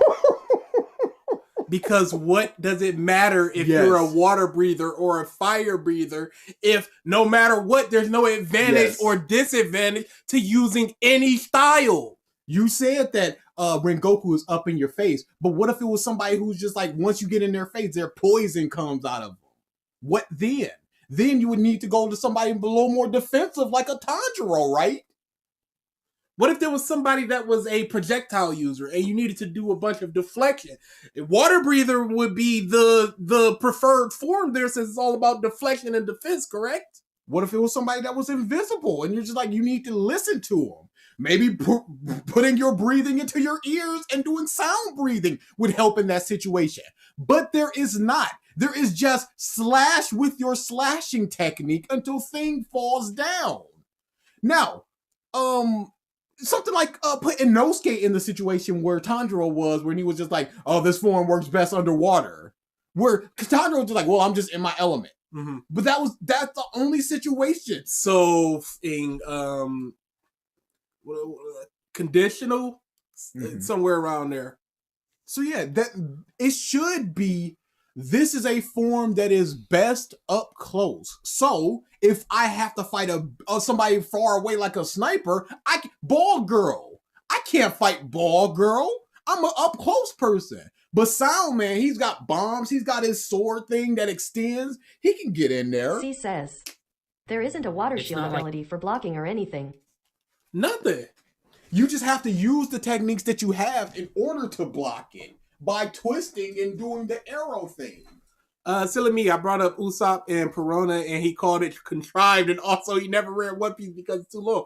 So how is it contrived if you don't even understand what happened? Because you don't have the information. It's like you telling me a plot summary of a movie and me going, "Oh, that's a bad movie. It sucks. The writing's contrived." How would I know? All you did was tell me the basics of what happened in a situation, part of it. No, you don't have the context or anything. It's just a flash, a perfect way to describe the whole series. This isn't subtlety in the slightest. The series just doesn't care. Absolutely not. It doesn't care to explain. It doesn't want to explain. It wants to do what it's going to do. Explain the things it wants to explain and not explain things it feels doesn't need to be explained or it doesn't want to explain. And the audience just accepts it and moves on. The webtoon I mentioned earlier is called LSC. I think my friend recommended me that. I'll have to see what he was what all he recommended, but I think that was part of it. It's not like he isn't put through the fucking gauntlet. That doesn't matter. Yeah, that wasn't his critique. It doesn't matter if he gets a bunch of hard fights. Imagine a hard fight that he literally cannot win because he's a water breather. So Inosuke has to take over. Yes. That's what he's saying. What's the point of learning a water breathing over a love breathing over a rock breathing if you will never have an advantage or an advantage that is so minute, so conditional that it's not even worth talking about, like being underwater against a demon? So what if the breathing style itself isn't where the challenge comes from? If you think I'm wrong, it would create more opportunities for hardship and battle instead of just more differentiation between the forms and the breathing. Yes, drum person. Well, I just need to get in and cut his head off. Well, that's probably a Zenitsu thing because it's moving around a lot. He gets steady footing for 1 second, and he can slash his head off. Or in those cases, since the room is turning all upside down and he might be in a different position before, all Inosuke do is just slash wildly, so maybe he's just gonna cut his head off by mistake. and tell me the difference between the following attacks. Sound breathing, Do fourth it. form. Do it. Water breathing, fourth form, turbulent. And beast breathing, fifth, bang. The answer is that there is no difference. They're each representative of multiple slashes in multiple directions, meaning that there is no real difference between them besides how they're presented visually. Every single attack is going to be a type of slash in a direction. Obviously, but if one technique favors arm movements over leg movements, surely it would be different, right? Some are stabs. Some are stabs. Inosuke has zero training. He is just swinging his swords wildly and just going fourth form fang fight or whatever. And then you have a trained ninja and a trained Hashira. If you're just going, they're just slashing, why are they different breathing styles? What do you want them to do? Differentiate them. His whole issue is that they're all functionally the same, so it's not really That's interesting. For example, Iruma isn't a brawler, but Sabnock is, but during Walter Park, they needed Iruma at the end. Yes. Stuff, it's easy to do that. But we can't be talking about that because another series. Explain yourself, you Explain yourself, you baby. But yeah, Sound breathing is faster, but it's weaker. Inosuke's is wilder, it's stronger, but it's less precise. Tanjiro's, it's the most precise, it has normal strength. It's the adaptation of the water breathing. Easy, but no, they're all just doing these big multi slashes, and you just go, well, what does it matter? Well, it matters because they're calling it something different. They were all trained different ways. They all put their breathing into different parts of their body, and then they're all doing the same thing. According to you, the breathing in different parts of their body, because where does beast breathing go?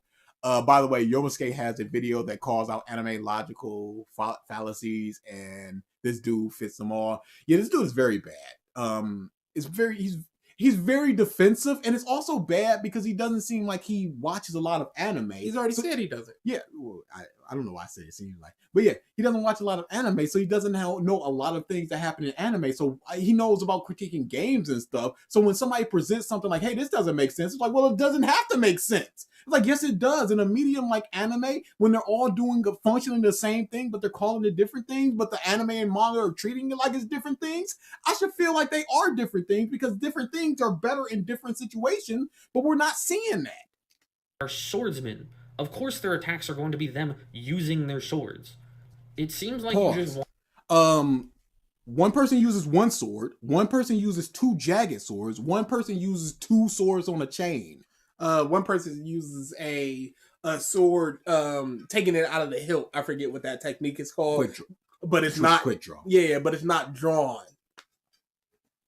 So they are different types of swordsmen, but when you look at it, a person holding two swords in their hand, two jagged swords, and swinging them around, doing a bunch of multi-slashes, and a trained ninja and Hashira, who has been doing this for years and years, are doing functionally the same thing. When the mountain boy has zero training, we should be able to point out and just go, oh, his form is awful. He almost nicked that person in the seat.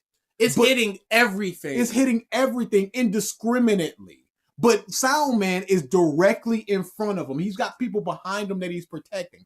Inosuke could not do that because he's so wild. Cotton Candy Hope says, Tiger Trap, Dragon Twister, 30 Worlds, and 10-pound Phoenix have noticeable differences. Noticeable? 30 Worlds? What are you doing, Sound Lady? It says 3,000 Worlds. Yeah, what is 30 Worlds?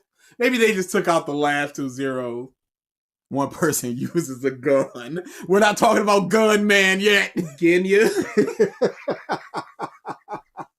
All it would have taken was to explain the strengths and weakness of each breathing styles and how certain swords affect the styles. Yeah, that would have been very helpful because even picking up the swords, they're just like, ooh, it's going to change a different color. And if it changes green, what does that mean? We don't know. All we do is just like, oh, Wind Band got a green blade. So what the f does that mean? We don't know. But you took the time to explain, the mangaka took the time to explain in an extra chapter that, hey, the water stuff isn't really happening. I would have liked to know the love breathing. Is love breathing a specific thing, or is it the sword that makes the love breathing? Could she pass down love breathing to somebody who just has a normal sword, or is it just like, nope, you need this sword to do love breathing? We don't know because it's one of the motherfuckers. Wanted something completely different and blame the story for that. And by the way, can we talk about the blatant misogyny in this power system? There are so many different forms of breathing. There's stone breathing, wind breathing, mist breathing. But what do the female characters use? Insect breathing, flower breathing, love breathing. Holy shit. This is probably the most intense grasping at straws I have ever seen. I have to be real with you here, man. What you just said was fucking stupid. It's misogynistic for females to be feminine? This is the same thing of Trigger. Yeah. Copy and paste the response there. Is Aoi feminine? Then why does she have a feminine breathing style? Kano, is she feminine? Makamo, she uses water breathing. What does that say about her and her femininity? It's just weird, don't you think? Don't just say that it's misogynistic. You haven't explained yourself. Chris the Chilled says, hey, this is triggered twin. Absolutely. How dare women be feminine? Like, that's his problem. Fucking embarrassing. More importantly, tell me, when and how did breathing become gendered? That's the problem. Yeah. It shouldn't be gendered, but somehow it is. Flower breathing. What is flower breathing? Imagine Inosuke is the flower breather. He grew up in the mountains. He's a flower boy.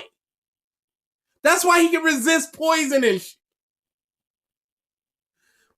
But he doesn't get that. He gets beast.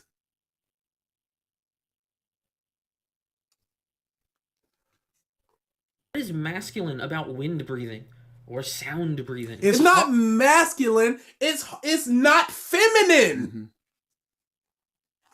There are hard feminine things, feminine coded things like flower, like love breathing. Again, imagine Zenitsu's the love breather. And Mitsuru is the lightning breather. Female insect emotions. When the fuck did sound become masculine? This is complete fucking nonsense. It doesn't make any sense, and there's never an explanation for what the actual difference between each of them is. There are exceptions, such as Shinobu Kocho's insect breathing, which utilizes poison instead of actual blade attacks to take down enemies. Oh no. Because she's too weak to decapitate demons. Oh no, this part. The girl is too weak to cut off a demon's head. I find it hilarious that you were trying to act like Shinobu being unable to cut a demon's head off is demeaning to her. She is. It is the only person in the series that we have seen who is not capable of cutting off a demon's head and had to do a new form in order to do so. How did she get through the test? Who knows? The only person that is too weak, physically too weak, an is active a woman. demon slayer. And of the Because active demons. the Silver other Heart Soul one- says, Fairy Tale, Urza stabs everyone. One Piece, Robin broke people's backs. Naruto, Sakura fucking boxes everything. Demon Slayer, give her love. Love. But yeah, the other person who was just like, I'm not cut out to be a demon slayer, was a woman. Because she didn't do a good enough job in the forest. But Zenitsu... I think they even said she was too weak to go into active combat. I don't remember. But Zenitsu, same situation where he's afraid of everything. He couldn't have done well, but yet they put him out in the field. Why? I'm not saying misogyny or whatever. I'm saying it's a bit weird. Hashira. At the time of her introduction, she is recognized as one of the 9 strongest people alive. Yes, because she has the poison thing. Give that poison thing to somebody else, they might be able to figure it out. They might not be able to figure it out. But she had to figure it out in order to be useful to the core. Because she's too physically weak. What is Actually made up for her inability to decapitate a demon to the point of becoming a Hashira. Yes, she did very well with being too weak to physically cut off the demon's head, but still being a strong person in general. This is somebody being physically weak, but then they make a power armor, and then you're just going, well, look at them. Well, like, well, outside the power armor is the issue. Yes, they did make the power armor, but the power armor makes them strong. They are not strong. Everybody else in the series active is strong. They are not, so they had to do something to become strong. Is something to be praised about her. It shows how impressive she really is. Sure, but she's not physically strong. And that's the only active person that isn't. And that's his issue. Yes, there are good things, but it stems from a bad thing. Something we use to try to encourage and help people. That despite their shortcomings, we all have strengths, and if we focus on those strengths, Cyberman we can Ward achieve says, greatness. Reminder, Claymore is a series full of strong female character who kick ass. Just saying. The world wasn't ready for Claymore. It speaks more about you, that this is what you focus on. Shinobu's poison uses wisteria flower, a type of plant that demons are weak to. Even if the demons don't die from this poison, it does render them weak and slows their ability to regenerate. So why the fuck doesn't every Demon Slayer coat their blade with this shit? That sounds like a pretty useful debuff to carry around. Really good way to level the playing field. It's not even established that wisteria flowers are particularly rare. There shouldn't be any reason the other Demon Slayers can't use it. On paper, I can understand it seeming like a good idea to carry around this extra tool, and that is fair. But I just don't think we know enough about it to make a definitive conclusion. Hey, Don't you think that's a problem? The problem again. This thing is a problem because we don't have the information. There's nothing to debunk here. It is an issue. There is no counter because there's no information. This is the second time he said we don't know enough, so what's the problem? Listen. I'd agree if there was more information, but we don't have the information, so why is this a problem? DA calling out Iron Man? Yeah, guess who's alive right now? Thank you for the super chat, Jinx. Hey, DA, Iron Man never existed. Yeah, exactly.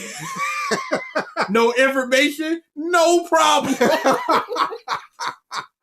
That's even worse. Wouldn't that be considered a problem? And that's the issue, law, bro. At least he didn't say for the sake of the story yet. You did it. You broke down Demon Slayer's main problem down to its Even if it's set in embarrassing. stone, I'll smash that future! Hey, Deku, shut up, you nerd! This is nuts. This is crazy talk, y'all. This is unbelievable. According to Wikipedia, wisteria seeds actually contain... Don't care. This is a manga. They have not established the rules Dutch about says, this plant. We don't have the information. What a great story. One of the only ones I like because we don't get all the information. Even if wisteria flowers are very rare, why couldn't they at least make artificial ones or make a spray out of them? Or at least let people know about them. Because they didn't let people know about demons. Explanation about that. And I'm not going to accept this real world stuff because they said that they bloom year round. The Demon Slayers make them bloom year round. Thank you for the super chat. I think it was Jinx. I said Jinx. Okay, cool. But yeah, you can do anything within the story that you want. You can't just go, well, in the real world, it's like, okay, but in this world, there are demons. But I researched wisteria plants in the real world because of people saying the Demon Slayer, they don't bloom, all this stuff. So I want to hear what he says about it to see. Captain, we'll buff the demons. Zeleros, we need more information before we use the useful poison. Thank you for the super chat, Soul. It's crazy how little of Demon Slayer gets explained. It's legitimately insane. Why wouldn't the demons be public knowledge? Cause you have to explain. Universal Instinct Goku, Angel Seed Goku, Autonomous Dragon Force Goku. You have to not explain as much, so there's not as many questions. So people like him who just go, well, we don't have the information, so it's not a problem. You don't create problems by not even having the information. So don't have the information. There are no questions. You can continue liking the series. Imagine them making wisteria gas. They could bombard a bunch of demon territories with that stuff and not even have to bother fighting at all. Or just like a smoke screen, but it's wisteria plants. Cause animation go burn. Wisteria seeds actually contain poisonous substances.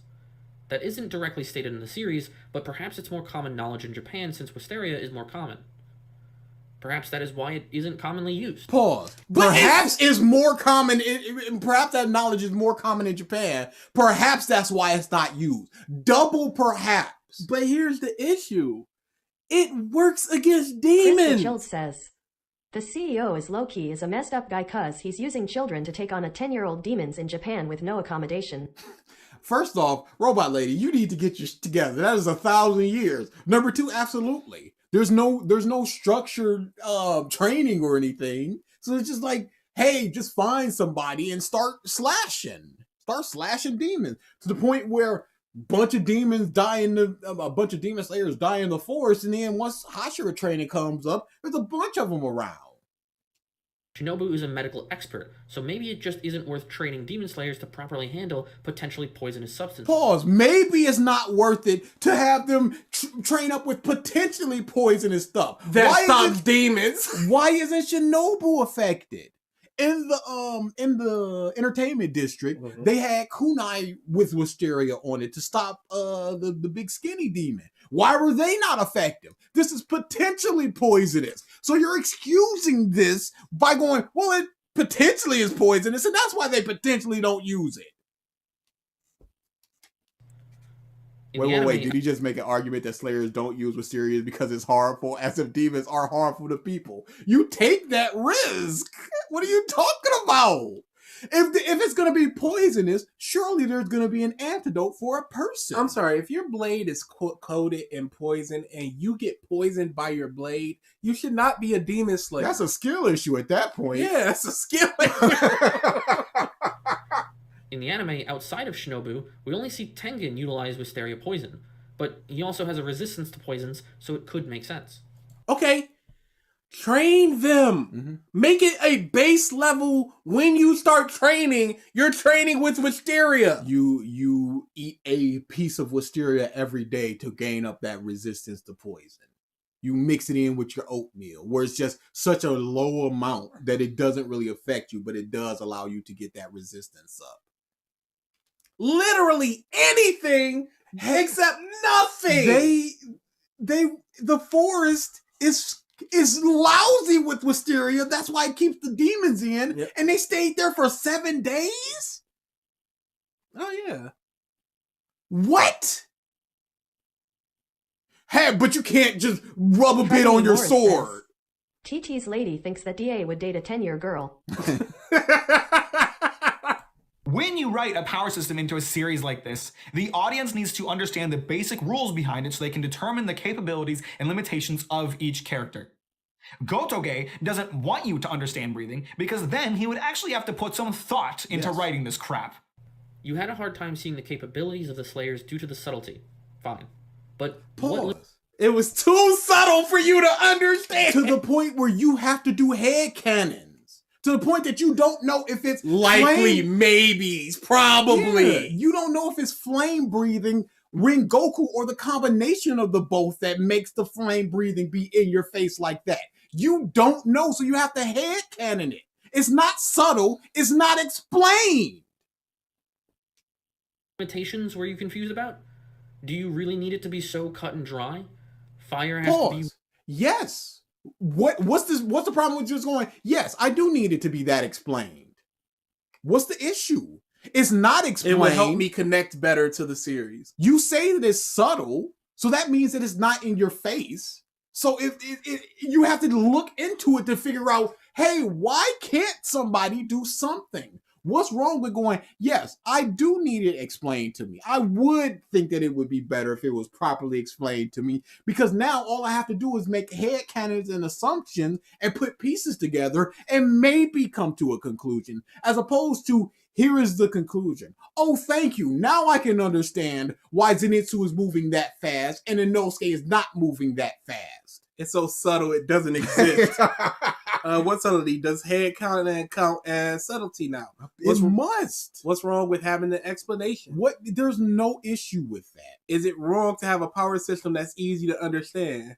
You need to have a high IQ to understand Demon Slayer. Imagine doing a world building for a story. It sounds hard. No, teacher, I didn't skip the questions on the test. I was being subtle. I was being subtle with my answers. Fire has to be weak to water and strong against grass? Because this is No. Rock is sturdier, so it's better for quick slashing but weak demons. If you do rock breathing. That's all I needed. You cannot be toppled over. That's easy. Wind breathing is AoE. Area of effect. So it takes out a bunch of weaker demons. But he's not strong. He's not that good against a stronger demon. One strong demon. It's better against a crowd control. He could take out 3 of the lower moons all at the same time, but he would struggle against like the number 5. Because he's AoE. Zenitsu's better against or lightning breathing's better against a single opponent, regardless of how strong they are. If there's a multitude of enemies, they struggle harder because their techniques mostly deal with a person in front of them. It's helpful to see strengths and weaknesses. If Sanji goes up against a person who has swords, it is a greater chance for his limbs to be cut off than a Zoro who has swords to block that. Hockey is stronger than hockey. We're talking pre-time skip. Pokemon, right? You are taking very specific things and applying very broad and generalized rules to it. Why do we want to understand the capabilities or limitations of characters? Okay, maybe he's gonna explain why we would want to, and how Captain Mack is wrong and what he wants to. Can you rewind it just a little bit so we could? Pokemon, right? You are taking very specific things and applying very broad and generalized rules to it. What? Why do we want to understand the capabilities or limitations of characters? The most Blaze prevalent Rider reason... says, God, this guy sucks. Why do we want to understand the capabilities or limitations of characters? The most prevalent reason is stakes. The stakes of a situation, or even a whole story, is grounded in the established rules. Okay, if we don't know the rules, how can we understand what the stakes are? How do we understand that, oh no, this demon will make Tanjiro struggle outside of, oh, I'm the sixth moon? We don't know what Inosuke's weaknesses are, so we don't know what he's best against. So once something just rocks up, we just go, well, he just has to slice it, and then it falls down. Why would we care or get invested if suddenly anything could happen at any time? There is no danger, no concern or anxiety about a situation. But all the things are functionally the same, so why would we feel like, oh, Tanjiro cannot... Like, what is it that makes a Hashira able to defeat a moon, but a regular Demon Slayer member not be able to? Why is Giyu stronger than Tanjiro? It would help in water if we breathing. saw them both using a water wheel, and his was faster, or bigger area, or more concentrated. Or all of them. You see, like, it's trees, and they gotta weave through them as they're doing the water wheel. And you see that he slashes like all of them, and Tanjiro misses a couple, or something like that. And he does it in a much faster way. It's just something that showcases he's better. But they just point to him and just go, he's better. That's why there's so few of the same type of breathing. Because imagine if you just had 5 flame breathers. We'd have to know what makes one better than the other. We just don't. It'll work out because reasons. Or if a character was defeated or killed, it would be hard to accept because we know there wouldn't be a reason they couldn't have gotten away. In the case of Demon Slayer, there are defined lines on what characters can and cannot do. We know people can use particular techniques to gather more air into their body, and the effect is improved strength, stamina, and speed. Even if I don't know the inner workings of every single breathing style, or only have a general understanding of its functionality, it still gives the audience a firm line to draw. Even if I don't get what you're doing, I don't understand what's going on, but I got an idea. I don't understand what's going on, but I know that it must be what is happening right now. What's happening is definitely happening. I'll say that. But I don't know. Oh, dang, Inosuke died. I guess he just wasn't him. I guess he just didn't put air into the place he should have. Yeah. My source is that I made it the fuck up. Strongest Hashira has a spiked mess. Would have loved to see more fights with him. Yeah, he was good. I really liked him. Demon Slayers will use breathing techniques, and that's what lets them fight demons. It does not enable them to fly or shoot lasers. Who said anything about flying or shooting lasers? This guy is insane. Horrible. There is a boundary for it. We also know that Slayers can't regenerate and wounds are permanent. No! You showed the fucking clip where he said, breathe here and regenerate, you stupid fuck! No, you evidenced the exact thing you're talking about. No, he didn't. And going, we know they can't. When Rengoku said, Tanjiro, you literally can. Except, I guess I can't now. I can't though. I can't. This is bad. This is the bad one. This is the no death. Yo, I can't breathe, Tanjiro. This guy I can't breathe, cannot. but I can talk to you. Nah, I'm done. Yo, Tanjiro, I'm cooked. Yo, I better stay off this train or I'm cooked. I better stay away from that demon.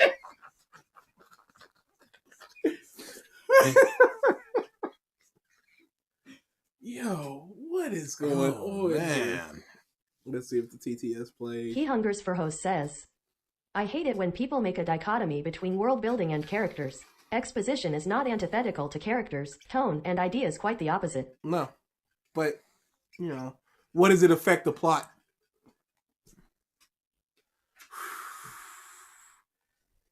Let's go back a little. Boundary for it. We also know that Slayers can't regenerate and wounds are permanent.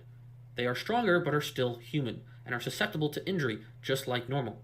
So when we see Rengoku getting punched through the gut, that's a fatal wound. It isn't rocket science. It isn't hard to understand the lines drawn by the story. I'll say Okay, but then Inosuke gets stabbed in the heart and he went, I moved my organs. You didn't heal the heart. Tanjiro defeated a former lower moon on a broken leg.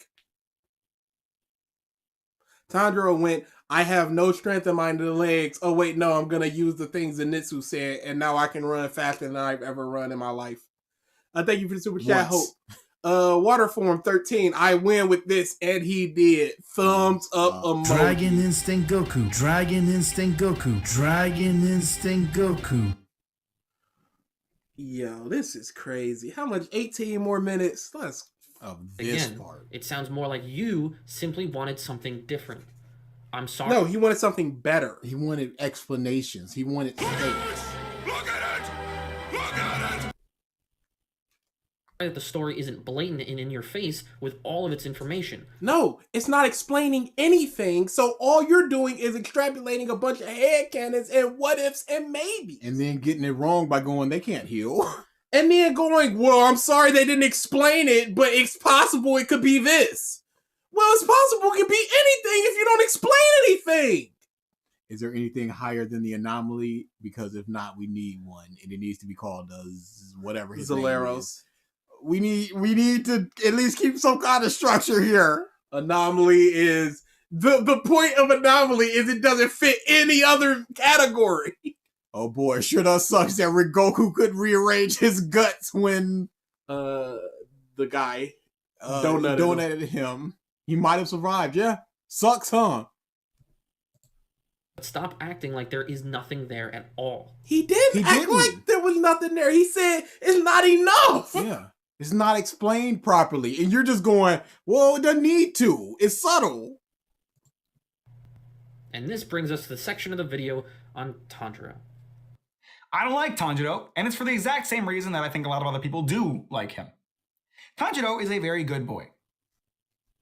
That's pretty much his entire Chris the character. Chilled says, couldn't the demons threaten town folk to burn down the demon trees? Yeah. Yeah, they could. But they didn't. Because. I would describe Tanjiro as a character that is designed to be liked. Now, obviously most characters are designed for the audience to like them, but the problem with Tanjiro is that he's designed to be liked first, and designed as an actual character second. Something I've talked about across every manga video I've ever made is that writing a good character means writing Banned. Gone. Forever. them to be human. And to be human is to have flaws. This is where I really got motivated to make this response to you, Mac. As much as you've insulted the Demon Slayer audience, virtue signaled, described the story Virtue signaled? It's fine. It's fine. in a reductive fashion and ignored information in the story, this is the line that once I heard, I knew I had to talk about it. On the surface, what you said sounds agreeable, but you've just slapped this arbitrary and hyper-strict rule onto all Pause. characters. So, this is the second time that he's went on the surface or on paper, this makes sense. So on surface or on paper, don't you think that he's going, the breathing stuff doesn't make sense? Mm-hmm. If you're looking at a surface level, you can understand when people look at things surface level, it can look at like one thing, but you're forcing him to look deeper. Why are you the arbiter of who is able to look deeper on something? Let somebody just be surface level and be like, this is what it is, and it doesn't make sense. No, you need to look deeper to see that Inosuke is putting his breathing into whatever it is. In all stories, and it's just not true. A good character means writing them to be human? What kind of strange rule is that? It is a very shorthand reason. He said that he has explained it properly in his other videos, but it just seems like a very shorthand. It means to be human. It means to have flaws. And it could just be his personal definition of barometer. what makes a good character. Yes. There's no way a plane is flying in this weather. Why does he feel so insulted by these jokes in the beginning? Because he's a Demon Slayer fan. Yeah. The audience you've never interacted with. Yeah, that's the crazy part. Yeah. He doesn't interact with anybody or consume any of the... Yeah, our power, it blinked out a few times yesterday, and then it was just back on. So we were like, we're good with this. Non-human characters. They are just outright bad now because they can't be human? Is Groot a bad character now? No, you're a human character. You're thinking humanoid and all this stupid. You're an idiot. You're thinking a Homo sapien human being. If you're not that, you suck. No, he is going the traits of a human, relatability, compassion, flaws, all these things that I'm sure he explained in his other videos because he's very thorough about these things. But you're taking this as a very surface level thing of, no, humans, Groot? Come on now. That would be him saying none of the demons can be good because they're not human. So if he praises a single demon, well, he just was contradictory. He likes One Piece, but he just doesn't like Chopper because he's not a human. He half likes him because he's a human. He means they should be humanized and well characterized, not to be literally human. That's too far thinking for Hey, that's not subtle enough. You're putting it too succinct, too out there. He needs to read between the lines instead of just reading the words on the page. Man's not listening legitimately. There are literal dogs and robots with human emotions in plenty of series. This dude is missing the point. One of my favorite movies of the past few years is Isle of Dogs. And it's all about dogs and their traits, and it's amazing. Or how about the Iron Giant? He can't be. He can't. This guy is the dumbest. He is so literally taking his argument of they are human. He said that they have to have flaws. To be human is to have flaws. Groot has flaws. Iron Giant has flaws. It is not simply to be as you called it, a Homo sapien. God, this guy is goofy. He's very goofy. That's a good way to put it. That's a nice way to put it. Or do you consider these characters to be quote-unquote human once they are shown to have flaws? Yes. This isn't the only way to have good and well-written characters. No, but that's the way he sees it. Yes. And again, I'm sure he defines it more, but it is to be argued that he could have done it better here. To truly understand my issue with this rule of yours, let's look at what you say next. You want your character to have flaws because you want the audience to be able to relate to them. You want them to look and say, hey, this character struggles with anxiety. That's something I can relate to. Now I can empathize with their struggles. People don't necessarily need to go through the exact same struggles in order to have basic fucking empathy. Agreed. Yeah. People can often relate to the kind of struggle or the type of issues a character is dealing with. Yep. I don't need to find my whole family murdered in order to relate to Tanjiro's loss. Yep. I don't need to be ostracized by my entire nation to relate to the loneliness that Naruto feels. You. I don't need to have facial burns to relate to Shoto's family issues. Correct. You are looking at a character through a very narrow point of view, and you are painting a whole series of characters with this arbitrary brush and calling them bad for it. Tanjiro doesn't have flaws. He's a perfect... The Iron Giant is humanized as a character. Thank you for the super chat. He doesn't understand that. He's not looking at it like that. No, that doesn't matter. He's a big metal man. a big metal thing because he can't be a man because that's human. of sunshine that does no wrong. His personality Chris the does Choke not says, Divine Instinct See, Goku, Clyde, even this Ultra guy gets Essence it. Goku, True Divine Essence Goku. See, Clyde, even this guy gets it. But you didn't struggle like Naruto, so shut up. Do you know Clyde was number 2 on our Understandable. Oh wait, no, he moved down. It was triggered. It was Clyde, and then it was you, executive. Put totally not Mark up there. Good. no wrong. His personality does not conflict with the other characters once they get to know him. They all just get along. And when they all get along, there is no room for character conflict, which is an incredibly effective writing tool that can both make a story more interesting and push it forward. Big emphasis on the word can. Yep. It can make a story more interesting. It can push it forward. It typically It doesn't does. make it a requirement for all of storytelling. You No, just it doesn't. decided But the simplicity of the story would be better helped if there was more of that. Mm-hmm. that Tanjiro needs to butt heads with people just for the sake of conflict. What would that conflict do for the story? It's What not. purpose It's would not it even serve? about the story, but you can see other facets of Tanjiro's personality. He can be more stubborn. He can be more headstrong. He can be more cautious. He could be more something if there was somebody to oppose him. But when Inosuke goes, "Give me that muff and food," he goes gladly. Oh, you must be hungry. Many times, personal conflicts are used to explore ideas. We can have two opposing concepts and have them clash, not necessarily to even answer any questions, but to make people think about it. Pause. So why did you say, what does this do for the story? If you can understand that it's not necessarily always for the story, it can just be for the ideals.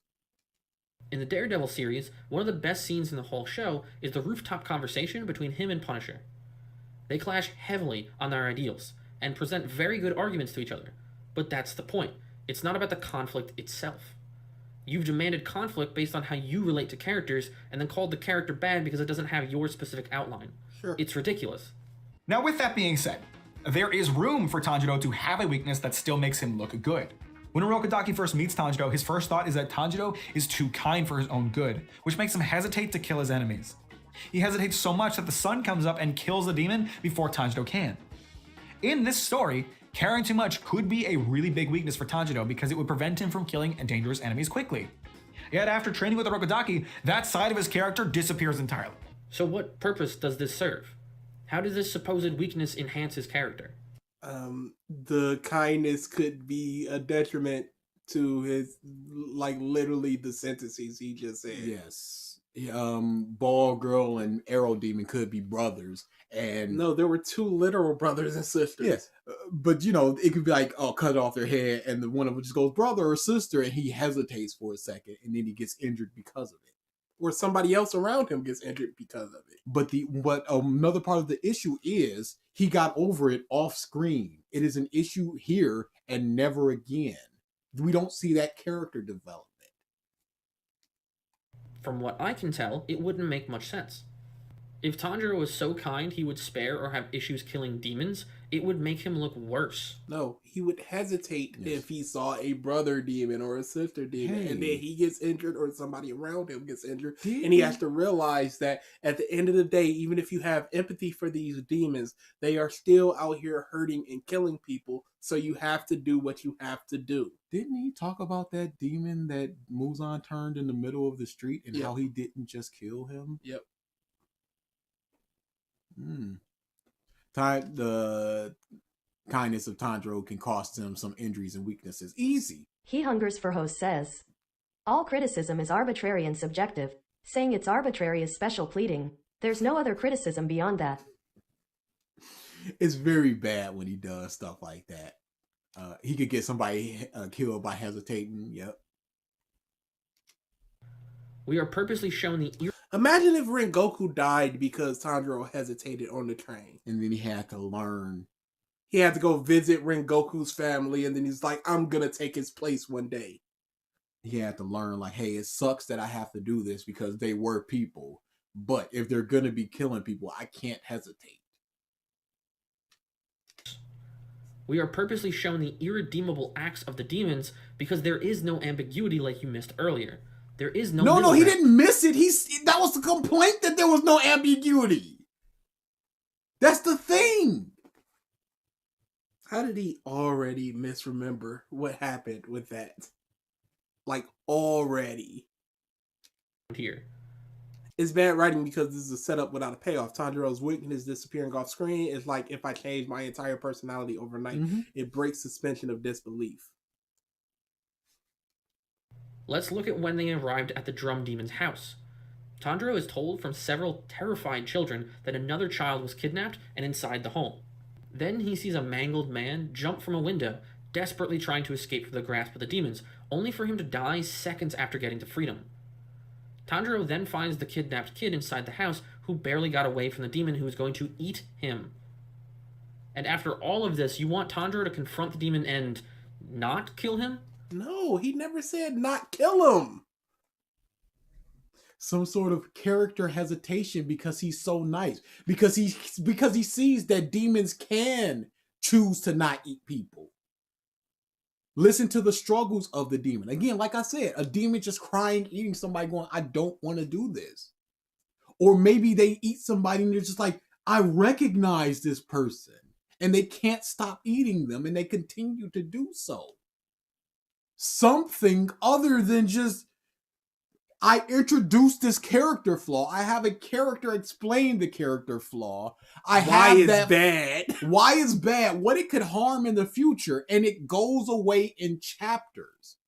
To the point where he kills the demon Master the first Jinx time in the says, forest and goes, I did it. Yes, personal conflicts can express personality and ideas, but Demon Slayer doesn't have interesting ideas or personality, so shut up and look at the pretty. But you have to, people like this have to make those things. They have to make it deep and better than it actually is. Do you have any idea how much of an asshole that would make him look like? Demons are irredeemable, with the very rare exception. Our characters have to defeat them. So if they're irredeemable, why does he feel sympathy when they die? If they're irredeemable, why wouldn't he just cut off old dude's head that got turned into a demon instead of just trying to protect people? If they're irredeemable, why use the fifth form blessed rain after a drought? It seems like it seems like it's not as simple as they are irredeemable in Tanjiro's eyes. Otherwise, he wouldn't hold their hand as they're dying to comfort them. Otherwise, he wouldn't be mad at Giyu doing what he did to Rui and going, that was a person. Even really that difficult to grasp. Your revision is so much fucking worse. Don't get me wrong, he's still extremely kind, but it doesn't hold him back anymore. You could call this character development, but it isn't. It's resolved too fast. It doesn't affect the plot at any point. Tanjiro doesn't actually go through the steps of developing, it just kinda happens. But why does it need to hold him back? Because they introduced it. Why introduce a thing if you're not gonna do anything with it and resolve it off screen? Don't say he's too nice for this and then do nothing. Don't say that Zenitsu is an unmitigated coward and then he never shows cowardly tendencies. Establish something, pay it off. The basis of writing. Which is what Captain Mack said in the beginning. It fails at the basics of writing. Come on. The mangaka introduced this. Introduced it as a hurdle that might prevent him from doing proper demon slaying. And it never comes into fruition. Probably. Definitely, Triton. Because he sucks. And those are fun. Except for with Joker. That was not fun. Parts of it was fun. Sure. And it got apparently your favorite thing we've ever said in any debate. Says, didn't Tanjiro declare that he will kill Muzan? Yes, he did. I don't care where you go, Muzan. I will be the one to cut off your head. Introduce a thing and then just leave it alone and not being worked on. Why introduce it at all? Why not just not have that thing? Here's the thing, Zeleros, because it sounds, from what we understand, you don't read the manga, you only watch the anime. If you believe all these things of the story are good, why aren't you reading the manga to get your story? Because pretty. It's because you want to see the pretty and you want to hear the guttural screams. Asserting these things as if it's common knowledge and just true. You act like most people wouldn't hesitate in Tanjiro's situation. He has no... I'm sorry. If a thing is, their head is on a tree, and it's been hours of me staring at it, and they keep just barking and growling and moving, I'm gonna go, all right, this thing's gotta go. experience with demons, and is still in shock about the events taking place. His kindness makes it even harder for him to take action. But let's be real here, Mack. If you get attacked by a monster, and then its head that got kicked off grew arms and kept talking, I'm pretty sure it would be hard to know what to do. Yes, it would. Until the guy says, hey, do this, and then you just stand there not doing it. Tanjiro then trains for let's not forget, in Mugen Train, one of them got into Tanjiro's mind and shows him how nice he is. My mindset has changed so bad. He's a little tuberculosis dude, never shows up again, but he was healed by the light of Tanjiro. The kindness of Tanjiro's soul washed over him like a wave and expelled all the evil intentions of him. Definitely read Claymore, not watch it, because the last couple episodes are trash. They went off in a different direction. Yes. Same thing happened with Elfen Lied. Yes. years and is properly educated in what he needs to know about demons. It doesn't Travis seem Armstrong says, I'm sorry, Zeleros, but we are not following most people in this story. We are following Tanjiro Kamado. Write Tanjiro in a way that makes the audience understand and empathize with him. No. No. or you don't have to. Or shut up. Or what's the Iron problem? Giant. seem very far-fetched to me. There is one other example of a potential flaw for Tanjiro that gets negated entirely. Throughout the story, during his tough battles, Tanjiro repeatedly breaks his sword. Now, I actually really liked this at first because the fragility of katana-style swords was brought up and explained very early in the series. So I saw Tanjiro breaking his sword over and over as a major flaw in his ability to fight that he needs to overcome. But no. After the third time that happens, Tanjiro goes to the swordsmith village and they explain that it's not his fault. His blacksmith is the one to blame for making swords that break so easily. He'll never change. He'll never change. Ever since he was 15, always the same. Couldn't stop breaking his swords. But not our Tanjiro. Couldn't be precious Tanjiro. And he gets to be a demon slayer? What a sick joke. Parts like this is why I encourage people to slow down and really listen to what's being said. I did. Mack, you start off saying you like that Tanjiro damages his sword and isn't a perfect fighter.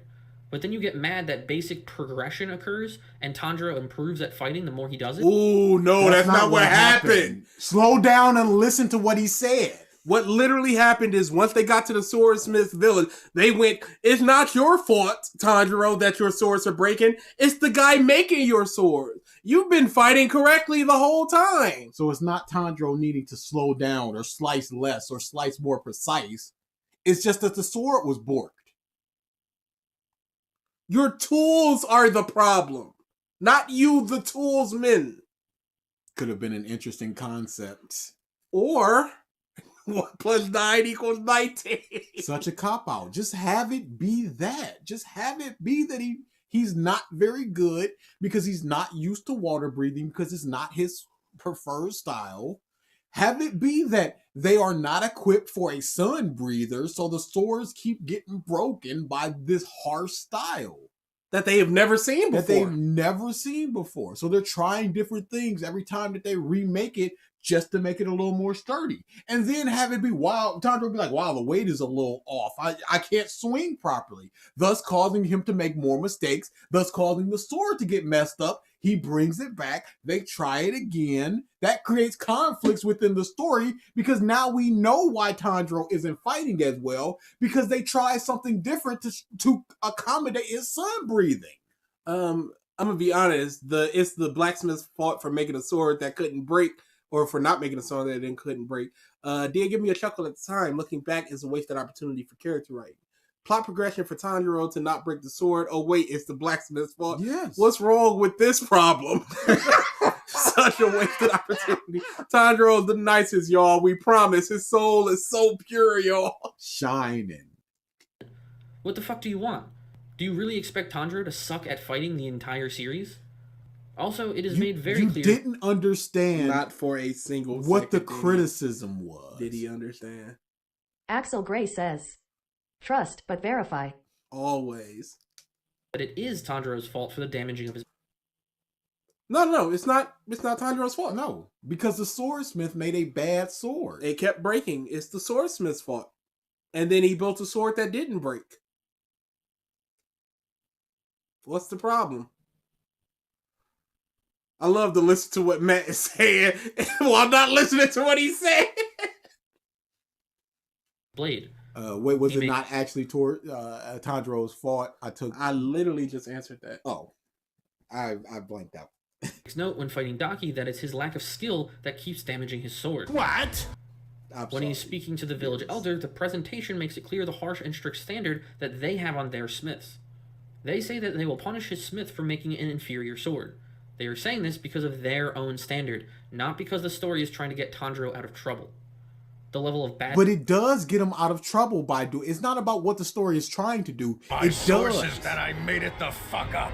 He is no longer at fault for having chipped his blade. Because Zenitsu's blade doesn't chip. It doesn't break. Inosuke's does once. Tanjiro's keeps happening. But it's only because of his swordsmith.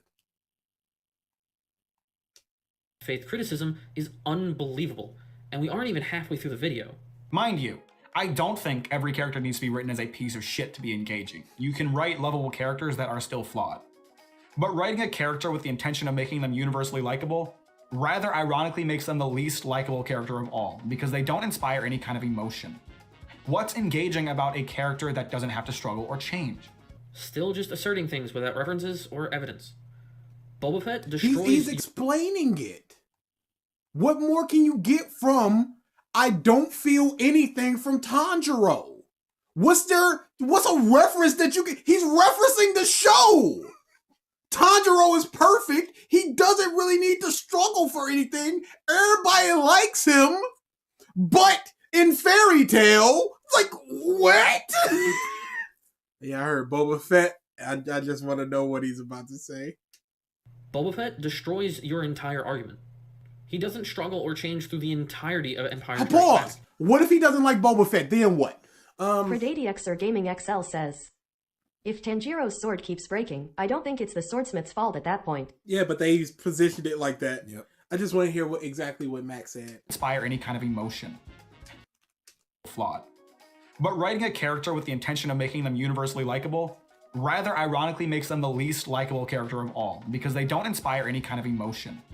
What's engaging about a character that doesn't have to struggle or change? Still just... Okay, what makes Boba Fett likable?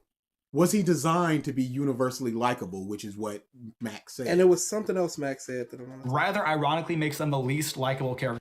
Piece of shit to be engaging. You can write lovable characters that are still flawed. What was it? But writing a character with the intention of making them universally likable rather ironically makes them the least likable character of all, because they don't inspire any kind of emotion. Emotion, that's what I was looking for. What emotion does Boba Fett elicit besides cool, awesome? Hype.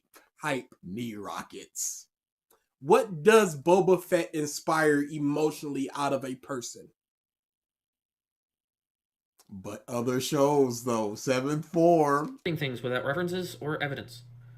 Boba Fett destroys your entire argument.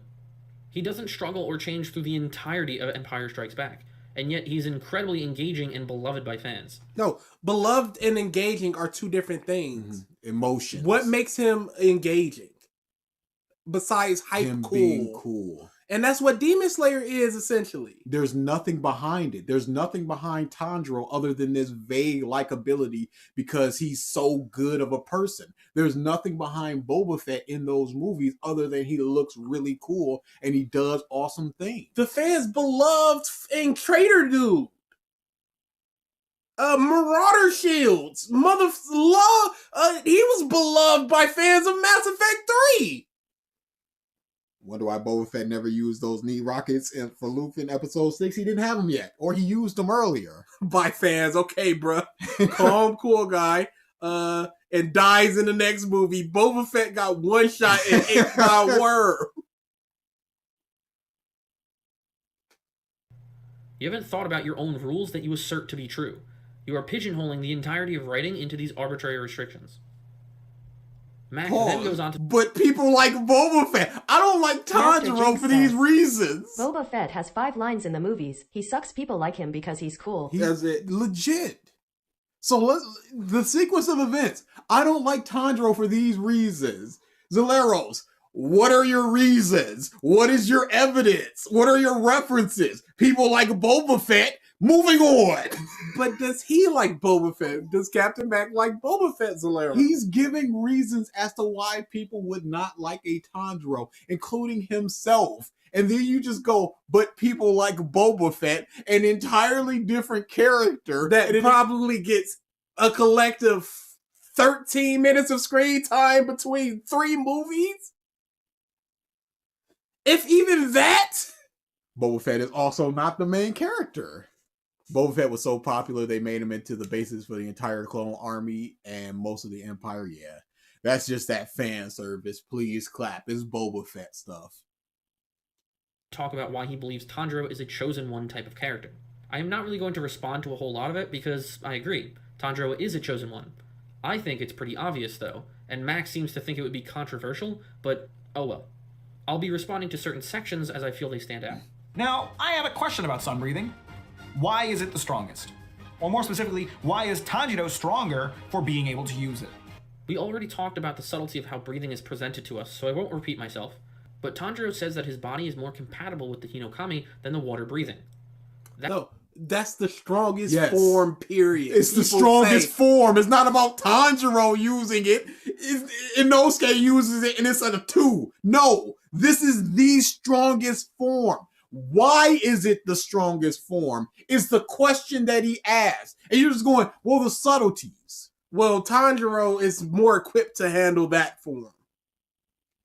That's why the other forms of breathing were created, because not everybody was compatible with the technique in the exact why? Hey, why aren't people compatible with the technique? What makes them not compatible with the technique? What makes them incompatible to learn love breathing or flame breathing or sun breathing? What is it about sun breathing that makes you not compatible? What makes it about any breathing form that makes you incompatible? Because never forget, Mitsuru could not learn flame breathing, so she created love breathing. So what is it? You cannot simply accept, well, Tanjiro says that this one's more flowing, so it is. You can't just simply accept people said they couldn't learn it, so they just made other stuff. Why couldn't they learn it? Way of the first user. It makes sense that Tanjiro gets significantly stronger when using a technique that comes more natural to his body. So what we're left with is the explanation that sun breathing is strong because it's hard to do, which is a pretty terrible explanation. And how is it a terrible explanation exactly? Because why is it hard to do? And what makes it strong because it's hard to do? Something very powerful is something difficult to do. Not necessarily. A gun is not difficult to point and shoot. Kids, literal 2-year-olds kill people accidentally with guns. Not difficult at all. Master Jinx says, Demon Slayer's explanations are so subtle that they didn't make it into the manga. Monk just forgot. If you paid attention, you know my headcanon explanation for that. Sun beat demon equals sun breathing beat demon equal not sun breathing beat demon. Question mark. Subtlety equals non-existent. There are only so many different ways you could breathe, so anyone can use a gun because it doesn't explain anything. It's a non-explanation. Pretty normal to me. You know what else is hard to do? Getting through Demon Slayer without clawing my eyes out. So is your video, but we all have to make sacrifices. This also seriously calls into question the actual strength of the Hashira, because it stands to reason that a novice or even intermediate level sun breathing user would be weaker than a master sounding user. Yet which one of these fuckheads lost an arm in this fight? You may have noticed I've been getting progressively harsher towards you, Mac, and that's because you keep ignoring swaths of information about the story and characters while saying nonsense. Tengen did the majority of the heavy lifting in the fight against Gyutaro. Tanjiro aided Tengen throughout the fight, but was very clearly just supporting Tengen. He literally has to save Tanjiro. So, if I am in a fight with an MMA fighter and I am supporting, all it takes is one punch and I'm going down. It doesn't matter if I'm supporting. It doesn't matter if the other person is focused on me. All it takes is that, but it didn't take that because of the Hinokami style. At several points of the fight, and of course he was poisoned the entire time on top of it. He loses a hand, and yet still fights so intensely that they basically level the district around them. You boil it down to Tengen lost a hand, so he has to be inferior. It must be convenient to make arguments when you disregard basic details. Why did he lose a hand and Tanjiro lost nothing? You can say that he was being focused on, but that doesn't make sense when if the demon is so much stronger that he doesn't even need to think about killing him, that he could just do it in a second. Why is he unharmed? I'm sorry, but this victory just does not make sense. We've got 3 weaker than Hashira Demon Slayers, 1 Hashira, and 1 demon that doesn't contribute to the fight much. It makes even less sense when you consider that the demons wield a poison that every character is for some reason immune to. The poison is supposed to at least weaken them, but they still managed to win. They managed to win. That they did. You left at the part where they only defeated Kyutaro after an enormous battle that seemingly leveled the entire entertainment district. But they won. Okay, let's say they had a harsh battle, but they still won. Even though they're affected by the poison. Oh, wait, no, they're not. Even though there's 3 essentially below the 3rd lowest level Demon Slayers and 1 Hashira, they still won.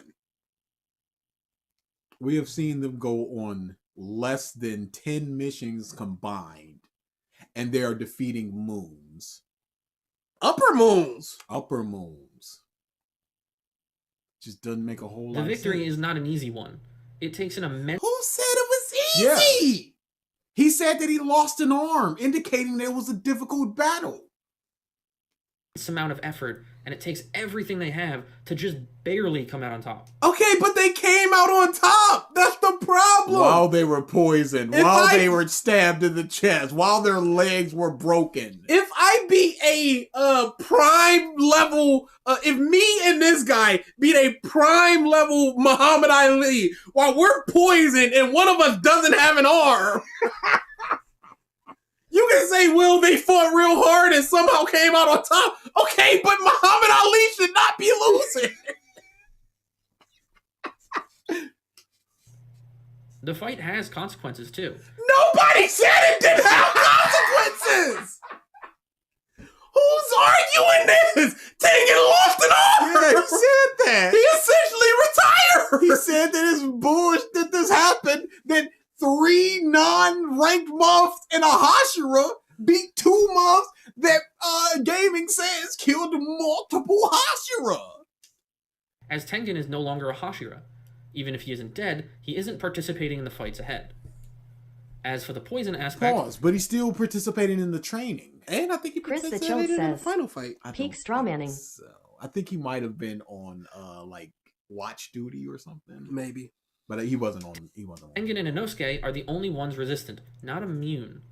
And at that, if it weren't for Nezuko's demon art, which was established much earlier in the series, Inosuke, Tengen, and Tanjiro would be dead from the poison. But they aren't. You are heavily downplaying the difficulty of the fight and how much effort they really had to put into defeating the weakest of the upper rank. Yes, but he still does not believe that that it was a believable thing that they won based upon the fact that they have killed multiple Hashira. These people have not gone on enough missions to showcase that. It's just not believable. Poison and all of that stuff.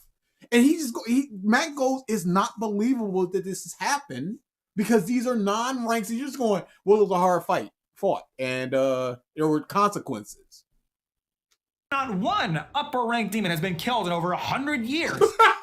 I'm way further back in the stream. Just got to the part where DA wants to play with his ball. Heartbreaking. Hey, pass Gavin, phew. And the fact that they managed to do it here just makes me think that the Demon Slayer Corps wasn't trying very hard. Even knowing that Tanjiro had to awaken 2 power buffs to pull it off. Tanjiro's power buffs aren't really as relevant as you were making them out to be. They kept him alive. Yes. Because he would have died. Mm-hmm. Outside of the initial encounter with Daki, Tanjiro uses water breathing the majority of the fight. But he when mixes it with fire. He switches back and forth. Hinokami against Gyutaro, he just barely makes a difference. But he makes a difference. Yes. And he wouldn't have made that difference if he didn't have that power up. You already said he was on support. So what would he support if he didn't have that buff to support? When he's got this, as you noted, defensive style for most of the fight. Hi Zaldonix says, I woke up from my sleep and I see that this guy has become worse. It wasn't established that Nezuko's powers could remove demon poisons without hurting somebody. No, but it was, though. Shut up. That's my evidence. This is Ray healing with the Force. Like, what are we doing? It's only the mark at the end that gives him the significant power boost.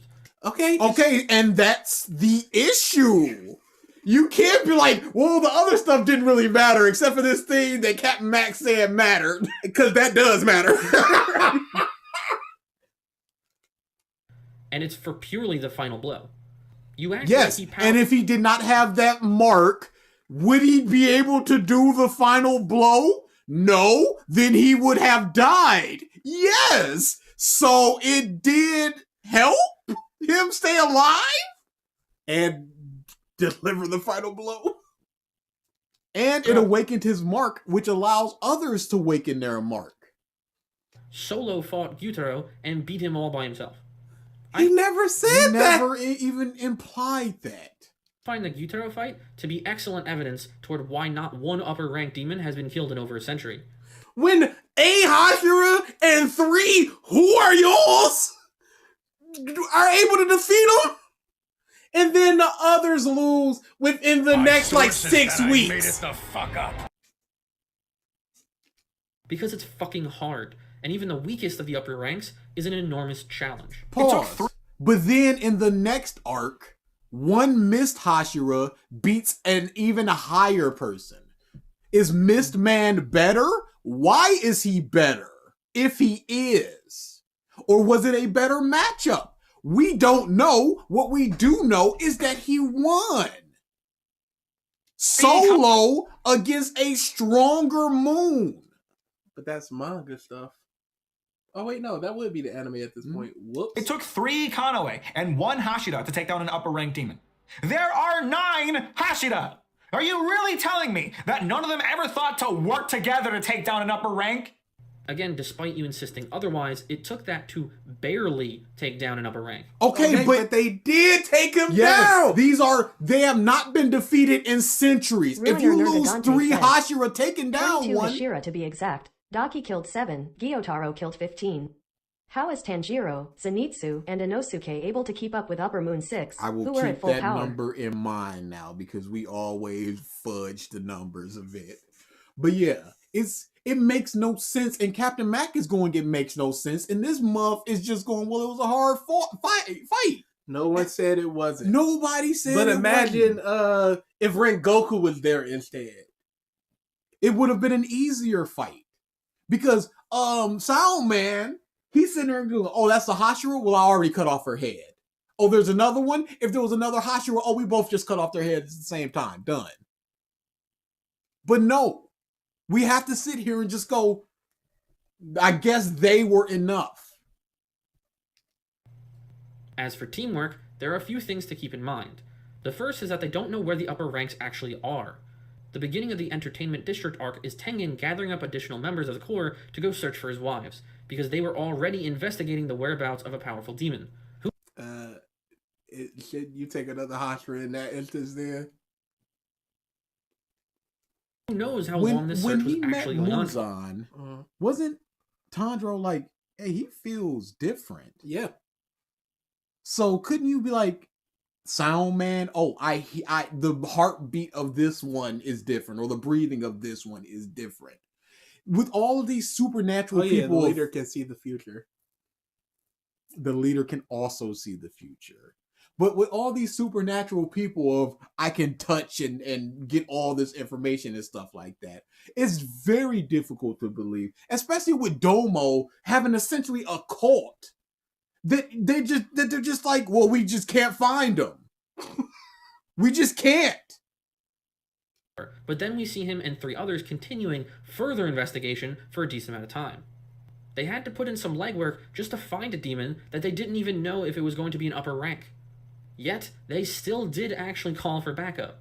It's just that when shit hits the fan, they didn't have the luxury of sitting around and waiting. In other cases, Akaza, upper rank 3, ambushed the team in the train arc.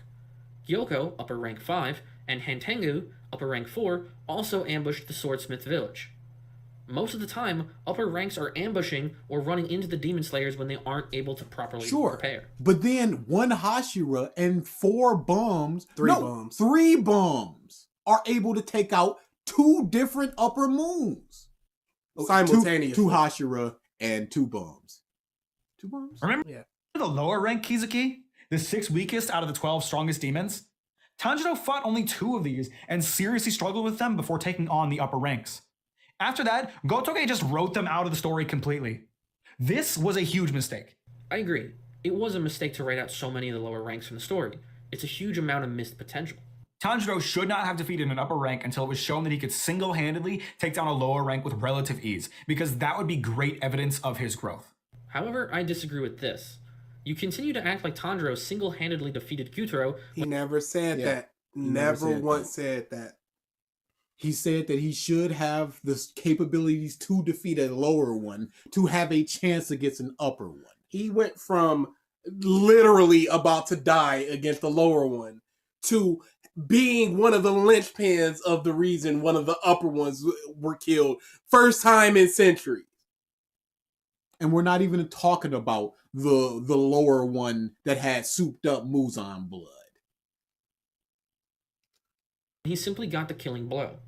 Tanjiro defeating the chain of lower ranks would be a clear indication of progression. But Travin Armstrong says, "It is so weird that Slayers in general aren't made to work in groups. I would expect a team structure like in Naruto. Strength in numbers and newbies shadowing a veteran in order to know the ropes." That would make a lot more sense instead of a bunch of bums in the forest like Yo said help. They've killed like 30 of us. Who said that? Who said Eddie? I hate it. Eddie, what? Gordo. Oh, I hate it. y'all peep Eddie now? I hate Oh, no! I hate this. This is bad. Why do they keep giving black people the side dread? Why? In Killmonger ruined it. I do not like this. That's horrible! He's supposed to have the super long dreads! Yeah, he looks bad. I don't like him. This is the second whiff with Paul! When they hit so much. Yeah, nah. Yeah, kill that noise. Very visible progressive curve. He fights a former lower rank 6 to fighting lower rank 5 to lower rank 1 and then into the upper ranks. It's just not drawn out.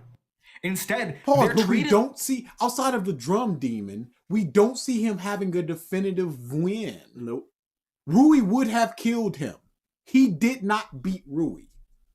So then you go on to Souped Up Train Man, and he does beat him. Enmu. And he does beat him. I do not believe he should have been able to beat him when he couldn't beat Rui. But then you go on to an upper who have not been killed in a century. Yes, I still have my dreads. They're in desperate need of a retwist. I have a consultation coming soon. And I also want to dye the tips blue. That's like worthless. Why? Because you got to first dye them blonde, and then you have to get it very correct. Yeah, no, I'm going to a place for it. I'm yeah, not doing it myself. No, I'm saying it's still going to take a while. Yeah, that's fine. I'm not doing it myself. And it's going to take a while if it looks good, to make it look good. That's fine. I'm not doing it. Cannon fodder by Muzan, which just makes it harder to believe that Tanjiro can take down an upper rank since he struggled so much with the lower ranks. I suppose you missed the part where Tanjiro held his own against lower rank 1. What's up? Damn, it's cold in here. Yeah, because I had to turn off the heat. What is this? Who is this? Yeah, it's not What even is this? It's not even a name. Content? It's a bomb. Why'd you bring it here? It's more likely for you if it says "do not bend." Yeah, that's what I thought. It's bent. Okay, yeah, it is for you. How did they? There's no address on this. Oh, okay. So what happened was, What's up? y'all neighbor found it in their driveway, and they said the mailman put it up there, but it's laid off. It's no idea. Whatever. It was content. All right, thank you.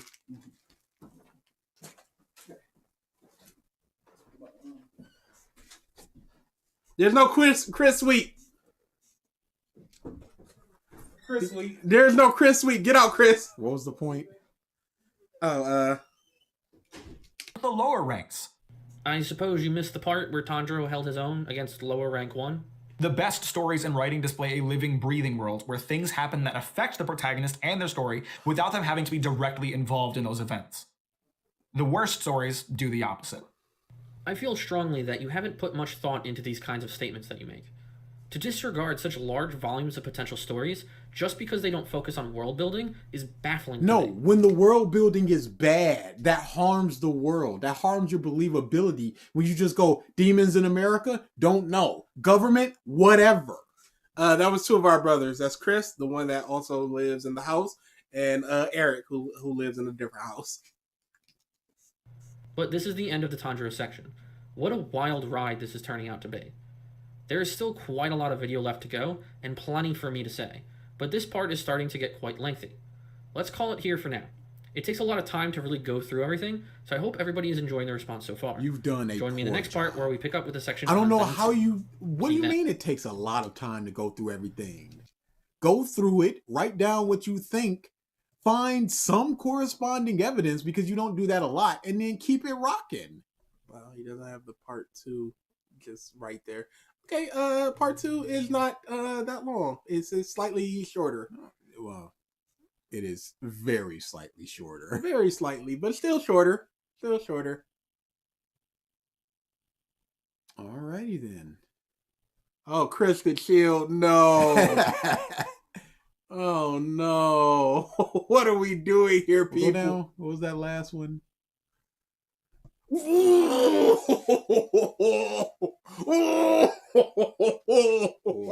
that's a chunky comment. That is. Oof. Oof. All right, we're getting out of here. We got homework. I didn't do it. What? It was there. I gave it to you. I only saw the alerts. I wasn't paying attention to the actual. Well, that's homework. your fault. What was the homework? Top 10 favorite YouTubers we watch. Oh yeah, that's. I did the homework, and I'm gonna go through mine there because Okay. you. Gigaboots is a very good podcast network. They do 2 shows that I really like. They're going through every Pokemon movie right Chris now. the Chilled says, I couldn't let him slide with the BS. They're going through every Pokemon movie. They went through all the Dragon Ball movies. They're done with that. And they're also doing Bleach episode by episode. They do like 3 episode blocks, and it's very, very funny. I'm gonna go CoffeeZilla. He exposes a lot of scams, a lot of Bitcoin stuff. Logan Paul, that type of stuff. He does a lot of investigations on it. Gets really into some places that you'd expect a YouTuber not to be able to get into, especially when talking. Has direct contact with a lot of these people. Yeah, love CoffeeZilla. Also, this is no DSP and no VTubers. That's fine. Red Letter Media, no explanation. Also, no. I'm gonna assume no detractors. Yeah, same thing. Okay. DSP Media. Okay. Kit Booga. He also exposes a lot of scams. Talking about phone scams. He talks in an old lady voice or an old man voice. He just plays a character and tries to frustrate them as much as possible. When the bullet hits your yeah, so where am I? Yeah, I have your address. It's in Chicago. Yeah, so what is it? When the bullet hits your husband. Oh, Steve. What Man, you happened? can ask me. Oh, that was you? Yeah. Okay. Oh yeah. Sir. Uber borked. Thank you for the super chat. So have a good day, y'all. Bet you're glad you got that plague video now. Had to be a palate cleanser. It was so refreshing. Into this Do garbage. not 3D! No! I know! I was just re-listening to it, and I have a new favorite part where she's talking to her husband, and he goes, "Are you redeeming again? Are you redeeming again?" It is legendary. Look up Kit Boga Steve. It is the best. It is 100% the best. Next up, Mauler. Again, no explanations needed. Really big fan of EFAP. YouTuber we really like. Just had the in plagiarism video. Oh, H-Bomb. H-Bomb. Number 1 with a bullet. Next up, Drew Gooden. Drew Gooden is just very, very funny. I think that he is one of the funniest creators. Ma'am, are you a prostitute? Are you a prostitute? Okay, ma'am. Okay, And ma'am. Terry says, Scam breathing form 6 blessing on the redeem. On the redeem. Dreading. True crime person. Really, really dry. Just pure information of what's going on. I need to look them up. Divine Instinct Goku, Ultra Essence Goku, True Divine Essence Goku. On the other side of that, I only did one true crime person, and I went with that chapter. Not dry, jokey, and I like him. Yep. Spencer Cornelia deals with scams as well. Calls out influencers more than anything, though. JonTron. I still think that he's one of the funniest of all time. Even with hilarious. The collar stuff. I don't care. He's against black people, and I'm a black people, so I think it's fine. What? That's good sports. I typically don't like a lot of memey YouTubers, but I don't know what it is about his particular brand of meminess. I rock with him heavy. OSW. They are a very good. Well, they are the only good wrestling podcast that I have seen. Dude. Oh, there's another one called Laps Fan, but that's an actual podcast. Shut up! I don't want to hear it. You. The Majority Report with Sam Cedar. I love them. I love him. Just recently got into Papa Meat, his second channel, and I think that that is very good. He's quite funny. He goes through weird stuff. Yep. Folding Ideas. A video analyst in very much the style of an H-Bomb, but he's much more dry with the things he says. There's not as many jokes going on. Kit Boga. Yep. And there's one more after that. Go ahead and say yours. Beard Meets Food. He is he's not a competitive eater anymore, but he used to be, and he just eats a lot of food, and he's very funny. He's got a great personality. Probably Sajim for my fighting game person. He posts a lot of informative videos, a lot of opinion pieces, has a lot of knowledge when it comes to fighting games. Secret Base. And love Secret Base. Secret Gavin Base Lightning is says, Pop quiz. What are the 3 Ps? Promise. Promise, I think, is one of them. Promise, progression, payoff, I want to say. Promise, progression, payoff, I'm going to say. Secret Base is a YouTube channel that mostly deals in sports. They have a series called The Fumble Dimension, which is probably one of my favorite series in all of YouTubers. That and Dorktown. But Fumble Dimension, they take a video game and they just change something really weird about it to make it like the worst thing ever. So they went through the NBA and they said, what would happen if we just ruined the future of the NBA by making every person like 5'2" and a 40 overall, and then they just watched the season of the games after all the good players were gone. It was just a bunch of small mothers just not being able to do nothing. And there was one big mother that snuck through, and he was the MVP for like 12 years. He had like 80 rebounds and 4 points. I love Fumble Dimension. I love Secret Base. Yeah, Maximilian's cool. Smugs. Maximilian has some very fun series. Matt Pat, that sucks. Yeah. Yeah. But good for him. Yeah, he got out the way he wanted to get out. It's gonna be very weird hearing theories without his voice. I pop in every now and then when it's something I really care about. Are y'all gonna do the next one tomorrow? No, we're both going to work. Yeah. I have a shorter day, but I'm still going to work. Yeah, there promise, progress, payoff. So yeah, we were close. I just said progression instead of progress. All right, we're in there.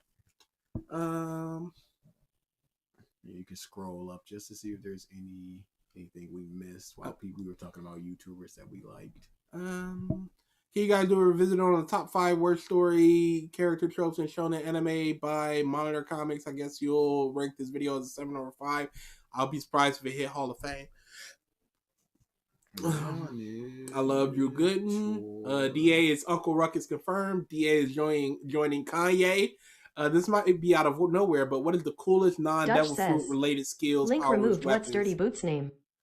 No, don't ask him that, y'all. No, you don't understand. Because I'm going to explain to you why I remember Dirty Boots. Okay. You put on boots. Mm-hmm. Her name, obviously, Dirty Boots. You put on boots when you want to leave. What do you say when you leave? Bye. Bye, bye, bye. NSYNC, Justin Timberlake, JT, Jackie Tristan. Terrible. That is a look into my psychosis, you guys. I keep that telling is how y'all, I remember that. Don't worry about these things when it comes to DA. I will handle it. I know how these things work. But now that he has this in his mind, it's over. And I'm just, you probably, I don't know if you do the same thing, but if I was to ask, what is the opposite Undertaker, man? You would say, why do you keep doing you would say Thor, Mordecai. And there you go. Once you actively commit something to your memory, either whether you gotta do it through that chain like I did, or just through pure and simple I'm gonna remember Kevin Thorne 3, 5, 6 years later, and Mordecai, who had a 3-month run. You do it. So don't worry about me. I will not forget Jackie Tristan because I have it in my mind now. Yeah. Sorry, you guys lose. And this guy wins. What is the coolest non-devil fruit related skills, powers, weapons, etc. you saw in One Piece? I love Usopp's pop grain stuff. I like the 6 powers. I love Sentamaru's big axe. Oh, the 6 powers, they really needed to be utilized more. Yeah. Again, wish Finn Robin had finger gun. It'd be the best. Yeah, I like observation hockey more than pretty much any other form of hockey. Have y'all watched Frenin anime? No. Probably will read the manga if it's the manga at some point. Most likely for the better. Now name the members of Class 1A. Couldn't even begin to do. It's fine. We're good. How many are there? 21. There are 20. I second guess myself. Night 21. The end. Have you guys watched Uncle from Another World? I've heard a lot of good things about it. I have not. I heard anything about it. Thoughts on Undead Unlock? No thoughts because I haven't read it. It's on the list. It's on the list. Oh, dude, I'm so mad. I had all my manga downloaded on my SD card, and all the backups are also on the SD card, and it got corrupted. So I don't know what I was reading. I don't know how far I was into these series. I don't know. I had so my old tablet had the backup directly on the memory. So I was able to go back like at least 5 months to get some of this back. But that's not everything. But that's not everything. I don't know where I'm at. I'm so heated. MF Curry says, put New Game and Frieren on the list. We'll think about it. How do y'all feel about Video Game Donkey and RDC World? I love RDC World. Very funny. Video Game Donkey, from what I've seen, nah. What is your favorite It's So Bad It's Good anime or manga? Fairy Tail. Fairy Tail would probably be the one. It's horrible, but it is infinitely talk aboutable. I very much wish there were more people talking about King's Game. It is my fondest wish to rip on King's Game in some way, shape, or form. Because reasons. You haven't finished it. And I will not. King's Game is the worst, y'all. Honestly, most YouTubers I watched as a kid seemed like a-holes, and even back then I could tell. That's how it goes. Are you guys doing part 2? Yes, not this. Yep. Maybe Saturday. We'll just wrap it up. Oh yeah, because we go out of town next week, so it makes sense to wrap it up this weekend. So we'll probably wrap it up this weekend. I recommend you read LSC, sure. Y'all ready for Tekken 8? Only 2 weeks away or 1 week away? Here's my problem with Tekken 8.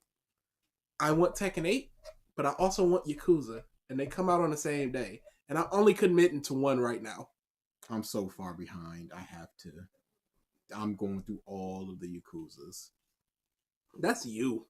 Eddie looks so bad. He looks horrible. So, King's Game opening is the crazy. This is the end. This is the end. It's so f***ing good. Legitimately top 10 opening of all time. And then I gotta watch that filth. You gotta actually go through the anime. All right. Yeah. It's not good. Demon Slayer doing things to people. As always. Shove off, stop coming in these, blah, blah, blah, yakka yak. Regular revisited this week. We have no idea what it's going to be. What do you mean, hopefully? The only reason we ain't do it last week was because of Phil. Power could still be cut off. Don't put that dirt on us. I'm just saying. Don't promise nothing.